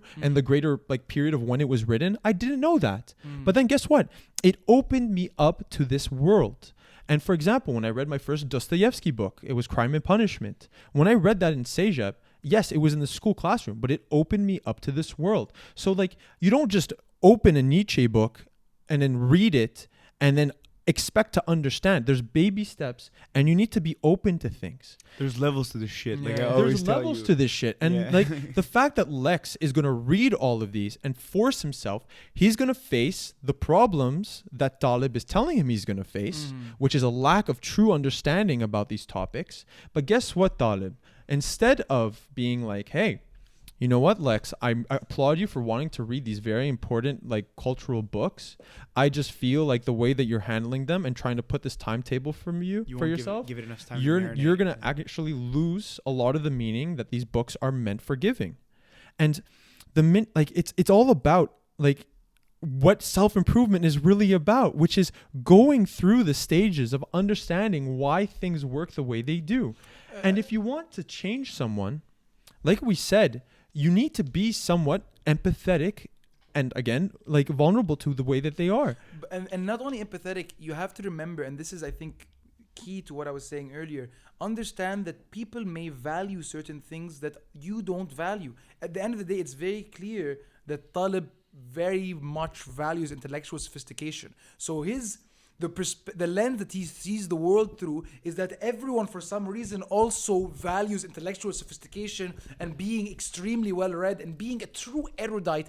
People value that as something that's extremely important, when in reality, people don't. Lex never admitted to the fact that he is, some sort of like literary scholar. He never admitted that. He never tried to pretend to be that. But because Nassim Taleb values that, puts that on a pedestal, he kind of subconsciously assumes that everyone wants that too. And if Lex is not that means he's a fraud, because by default, of course, Lex wants to seem like a literary scholar, but he's not. That means he's a liar. But you're forgetting the fact that no, Lex never said that he wanted to be that. The most intellectual response Lex could have probably replied to that tweet or whatever it was is like, I don't care, bro. Yeah. Like I guess. your opinion of what you think the train of thought I went through to Yes. curate this list is irrelevant to me. Yeah. It means nothing. This is fun. I will do it. Yes. And Yeah. in It is a fun challenge. I want to do it. Such ignorance, like with such simplicity, proves how like one mentally free you are from other people's opinion, Yeah. which in retrospect shows how truly intelligent and how secure you are within yourself. Yes. And just replies, nice, with a thumbs up. And just goes on with his fucking regiment and reads. No, Lex the- Fridman replied in a very classy way. He said something along the lines of like, I'm unhappy with the fact that you felt the need to write this tweet, but I will continue to celebrate your work. Cheers. But like the thing is like Classy. even if Lex's goal was to become a literary individual and like an intellectual, even if it was, Talib's response is deconstructive and wrong. and Yeah. gatekeeping. And exactly. But Because again, like where I are you said, it's- supposed to start? Everyone says these books are important. You Start don't have reading that them. much time. I'm going to start reading them. And And what does him be? What does? what do you mean a fraud? No, but not only that. What does that you have- mean? what does you getting on his podcast have to do with how well read he is? No, that Like, must have been really personal, because for him to add that means there's clearly more to it that we don't know. Because Yeah. for him to go additionally add that information of, and this is why, making a list of books that he wants to read. This is why you're not hopping on his podcast. That's full of shit, bro. Yeah, That's really full of shit. Yeah, like. because Talib would say it is because Lex is the ultimate personification of pseudo. But this was the line. This intellectualism. was it. Like this was where No, you no, were he like, rejected it 10 times in a row. Oh, yeah. Up until this point. That's what he's saying. He's saying that this type of behavior, what Lex projects in general, is exactly why I don't. I really want to go home and just watch a couple of these. That angers me. These guys I podcast just is- don't like Talib. Like Yeah, perspective on this. No, no, I he- thought that I don't like Talib. Yeah. I don't know about him. Yeah. I don't Yeah. like his perspective No, on no, this. he's a very Because I had to be consistent with Yeah. myself. a Yeah, bit. yeah, Like no, he's I a- can't just attribute this one topic who he is. to Talib. Yeah. I need But to. again, there is something attractive about Talib. Talib doesn't give a crap. Like that's again. Please let us not go back to Tate, please. Yeah, yeah, please. yeah, but No, like at the end of I the- find that toxic, Ashraf. Of course, it to an extent, you have to strike some sort of balance, and you have to have empathy for people. Enough empathy to understand that it's okay for them to be wrong, and that you're wrong sometimes, so it's fine. And B, that maybe the reason why they're doing this thing is not the same reason that you're doing these things. They might value something else than you do. Like I said, Lex might be doing this simply because it's a fun challenge. And nothing more to it. And nothing more to it. That's it. It's a fun activity. It's a challenge. It's something that he'd be proud to complete at the end of the year for whatever reason. And that's it. You know what I mean? So, But also, like for example, when I first started playing, for example, chess, right? I got mated in 3 moves, scholar's mate, right? But the person played was like, okay, this is what you did wrong, and then I continued, and then I started playing chess more and more and more and more and more. The first time I got into, for example, like writing poems, my first poem was shit. It was like Garbage. a roses Yeah, no is red, like violets are blue, whatever. But then, like, I continued, I wrote, I got more feedback, I got better at writing them. And so, like, now I actually have a lot of fun writing them. At the end of the day, there is nothing that there's no net positive on the world in any way, shape, or form by showing some sort of superiority to someone by saying that you are irrelevant or should not pursue something because what you did is wrong. He can have the opinion that Lex is doing it wrong. yes. But the way that you should approach it is exactly is the opposite of the This way you human approach is it. not valuable because he did something incorrectly. And this is why I would never converse Like, with him. what? the Like, heck? true, Yeah, like- I'm supposed to know exactly how to do everything the Yeah. first time I do it. Like, makes no And sense. It's not like Lex is saying, this is how you should perform. is the blueprint. This Yeah, is the exactly. blueprint. He's like, this is what I'm And doing. again, his profession is he's literally a podcaster and an AI researcher at MIT. But even if his Like, profession... what does that have to do with But even if he decided from now on, I'm going to become a philosopher, it doesn't matter. Of course it doesn't matter. Yeah, but I'm just that's saying the point. It doesn't matter if this is the point, or Lex Fridman, oh, this is just a pastime. Even if Lex dedicated his life to this, it would still be wrong of Talib to react the I way agree that he with you. did. I see what you're saying, and I totally agree, 100%. Yeah, Damn. Talib is, and it was really funny because then Peterson responded. He was like, Obviously, he got involved. yeah, he's like, Did he what? cry? He was like, what?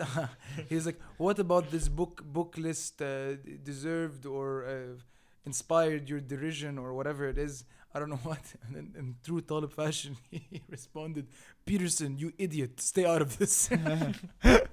Again, Ashraf, it's Like, funny. Talib doesn't give a fuck. You But know? Ashraf, You the same way you're idolizing him is the reason the Republicans idolize Trump. I'm Yeah. not idolizing him. I'm just saying that. At the But end it's of the- because you have more of a liking. Well, if I look at this, I'm like, seriously, bro, as an intellect and as an self-proclaimed intellect, you reply that way? yeah. You know, like it's perspective on how you feel and the context that you have towards this person that you feel, you know what, yeah, he's a bit of an ass, but he's cool. Like that's your perspective of things, you know? Like he's very intelligent, yeah, he's a bit toxic. No, but that's the thing. He's definitely. I totally disagree with what he's done, and I do not behave in that way. I will in no way allow this to inspire me to emulate this behavior. What I mean is that But the what fact I'm that you laughed came from an area. But that even you, this you is funny but because I you sort of find know that it. funny too. Like and that's like again, it. Okay, I will say that the specific behavior itself is not correct.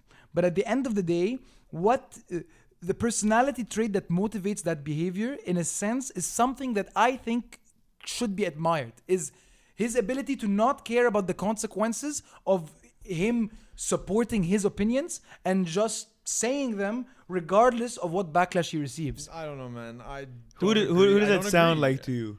Like honestly, that sounds like Andrew. No, Tate. no, that sounds it like does Tate. not. It's It does not. It does not sound Yes, like Tate. because there's a way of Tate- disagreeing and I having agree, those- No, because Tate. No, Like I said, like I was saying earlier, Tate can talk all day about the fact that he's been taken out of context, but him being taken out of context is exactly why he is where he is right Okay. now. Everything positive about his life is because he's been taken out of context repeatedly over the last So you're year. canceling him for something that he didn't have control of. He Who? spoke and they took. No, but my point is I'm saying the things that happened to him in the positive sense. I'm saying that the reason he is famous, he knows that saying these controversial things are going to benefit him because they have benefited him in the past. Okay. Nassim Talib is a hermit. He's somebody that really doesn't have a very big public presence, doesn't have his very serious following. He literally wrote 5 books and dipped. That's what he did. Like no cap. dipped to Twitter. It is very clear that the motivation behind his snarky comments is not to garner or Yeah, it's because he doesn't care. he doesn't give a crap. Yeah, but guess what? It That's seems toxic. authentic. Yeah, that's That's toxic. You can be repulsive too. authentic, and you can be consistent with yourself, and you can have a set of values that you don't budge on, Yeah, and not be a toxic dick. for sure. And the moment I you agree, don't care, I agree. the moment you don't care, you're literally admitting to ignorance. If you're saying, But you're if saying, you "Well, I didn't don't care, bro." you wouldn't answer. Yeah. I That's agree. why he doesn't Yeah. actually not care. You like the arrogance behind the comments. I can admit, holy shit, he said that. That's kind of funny. But if you truly don't care, A, you wouldn't have answered. And not only that, you can be consistent with your beliefs. You can have unmovable, like axiomatic, like just causes, and you can still be and behave in such a way that by you defending your points, you move other people to be like But you. just like you said, the way that Lex should respond is okay. What if Nassim's response is okay? Twitter is just a fun game for Well, me. yeah, but like even if Huh? you Twitter say- is just a game. Twitter is fun. I like to, Okay, then but my if you- axiomatic beliefs don't align with his, and so I disagree with him. yeah, Okay. fair end game. because I think that fundamentally that's what it is. He's having fun on Twitter. Well, yeah, but I mean, Okay, but then he's at the provided you detriment. a lot of words for you to think otherwise. Is what I'm trying to say. Is that he's provided sentences that don't really support that narrative. So anyone that has the belief that in general we should make and perform actions that have a net impact on the world should look at his behavior on Twitter of just having fun and say As this a is a thumbs wrong, down. is a thumbs down, Mhm. as a net Yes. negative. Well, I agree. or at least I agree. based off of this interaction. I agree. This interaction, this behavior was a net negative. I would not support it. I would not encourage it. I totally agree. But at the end of the day, everyone does things that are net negatives for society. at Fair. different times. But that's the thing. That's why I. End of the day, life. That's why we talked about and I had to catch myself of not attributing it to Nassim Talib. Mhm. We are a collection of different actions and beliefs, Mhm. of different ones, and so we can disagree and agree on some of them, but we need to attack those issues individually. Mhm. You know what I mean? Because we can have positives that everyone agrees on, or a lot of people agree on, and are good and are net positives on the world, and we have other aspects that are net negatives, and so we need to. So, like, what the difference is why you like? Because I know the counter argument that people will say, "Oh, well, that means that Andrew Tate has a lot of net positives and a lot of things that he should put on the world," and like, "Oh, well, we shouldn't see it all as bad." But I'd say the differential here is, yes, we can agree that this opinion of Tate is not that bad. This opinion of Tate isn't that good. But then the collection of his beliefs, what impact does he then have on the world? What's the net? Is it positive or negative? No, but I don't even know if that's the point, because you're never gonna be able to quantify that. I think just the issue with Tate specific, and I don't want to keep talking about him. Yeah, It's getting repetitive. And at the Yeah. end of the day, is him, basically supporting at his core two very obviously contradictory values, or whatever it may be, or opinions, or stances, or perspectives. Like, stance A motivates a very specific type of behavior, And stance B. and then stance B motivates something completely, like, directly orthogonal to that. Like, you know what I mean? Like, that's just the issue with him. You know what I mean? It's very different than, he has some goods and some bads. It's like, no. Like, what he stands for half the time is directly the opposite of what he stands for the other half of the time. Yeah. That's a very specific and glaring contradiction. So, But interesting enough, talking about Dostoevsky and his books, like, get closer to the mic. Yeah. talking about Dostoevsky and the books that he has, like, Good call. what's really interesting is that those, like, Dostoevsky is kind of similar to Kierkegaard, and kind of was really like him, because his books, and the reason why it's so important to read him, and even Jordan Peterson, even though I don't agree with Jordan Peterson on a lot of different issues, and I kind of feel like right now he's a bit off the edge. He is off the edge. The one thing that he He's off the did deep say, and I don't know if he did it to just intellectually seem smart or whatever, I don't know, is that more people should read Dostoevsky, and more people should read those types of books. Because the whole point of Crime and Punishment, and like the other books that like Dostoevsky has written, is about really showing you the brutality of life, and then coming out with lessons. Painting a grotesque, what's it called, like salient image. Yeah. It's like, why is books like the Bible, the Torah, the Quran so powerful? And it's because it doesn't give you step-by-step clauses of, this is true, so therefore this is true, and you should behave like this. It talks in stories to deliver messages. Why is it the Bible has parables? Why does the Quran have stories and parables as well? Fables, like all these things. It's because we're not just going to learn these moralities and these ethics by just hearing them written out like it's a law book. And this is something that I'm going to say again. This is also one of my fundamental ideas, or my philosophies. The same exact way, I think that morality and values are in exactly the same boat as everything else that makes up sensory experience. The same way that the only way you can teach a child what green is to point at something that is the color green and tell them this is green. The same way, the only way that you can teach them morality, teach them what is good and what is wrong, is to tell them a story that includes that they can resonate with. That's the only way to really convey that message. You cannot say stealing is wrong. You have to tell them a story. You have to tell them a story where the thief was bad, where they were able to empathize with the people that suffered because of his thieving activities. That's the only way for someone to truly believe a moral value, in the same way that giving someone a spoonful of sugar for the first time is the only way that they're going to understand what sweet is. Yeah. You know what I mean? So just like these are all inexplicable components of the human experience, color, taste, sense, smell, whatever it may be, I believe that morality and value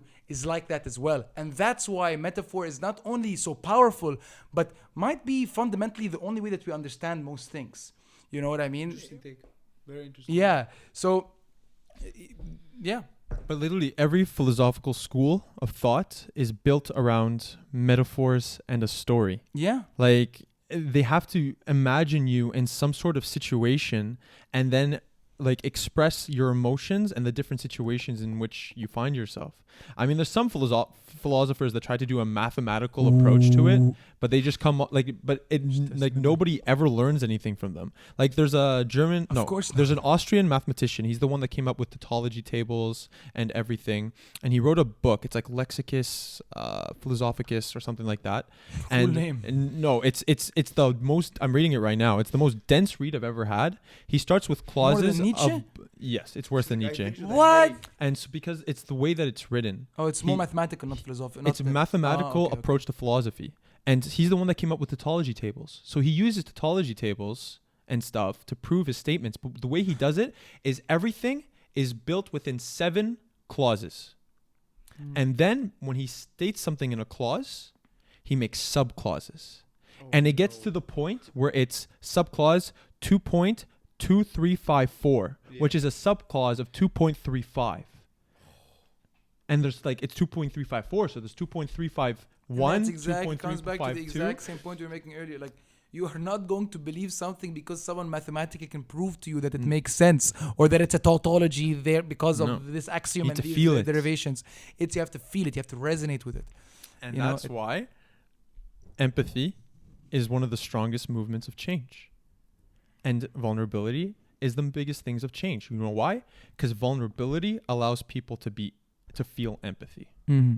And that's what changes things. Because I need to feel, I need to know. Or maybe how it's chicken and the egg, but maybe feeling empathy, especially for people that aren't exactly on the same page as you, necessitates that you are vulnerable. Yes. Because you can admit that somebody that disagrees with you is a person. You know what I mean? There is some merit to the alternative opinion, and that inherently, intrinsically means that it's possible that some things that you believe are wrong. Yes, you know what but I mean? it's like the biggest movements for change are me feeling bad.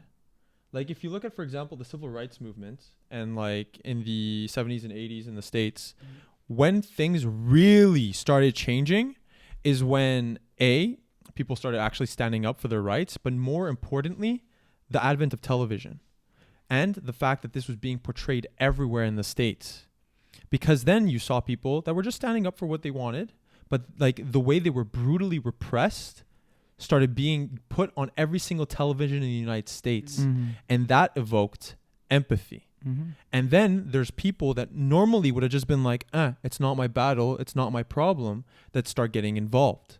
And then it's because this is the biggest problem with the States and the way that things are polarized. Both sides need to realize that if they want to affect change, they need to get the other side to work with them. You can't work alone. You can't just work in your tribe and expect society to change if there's another tribe.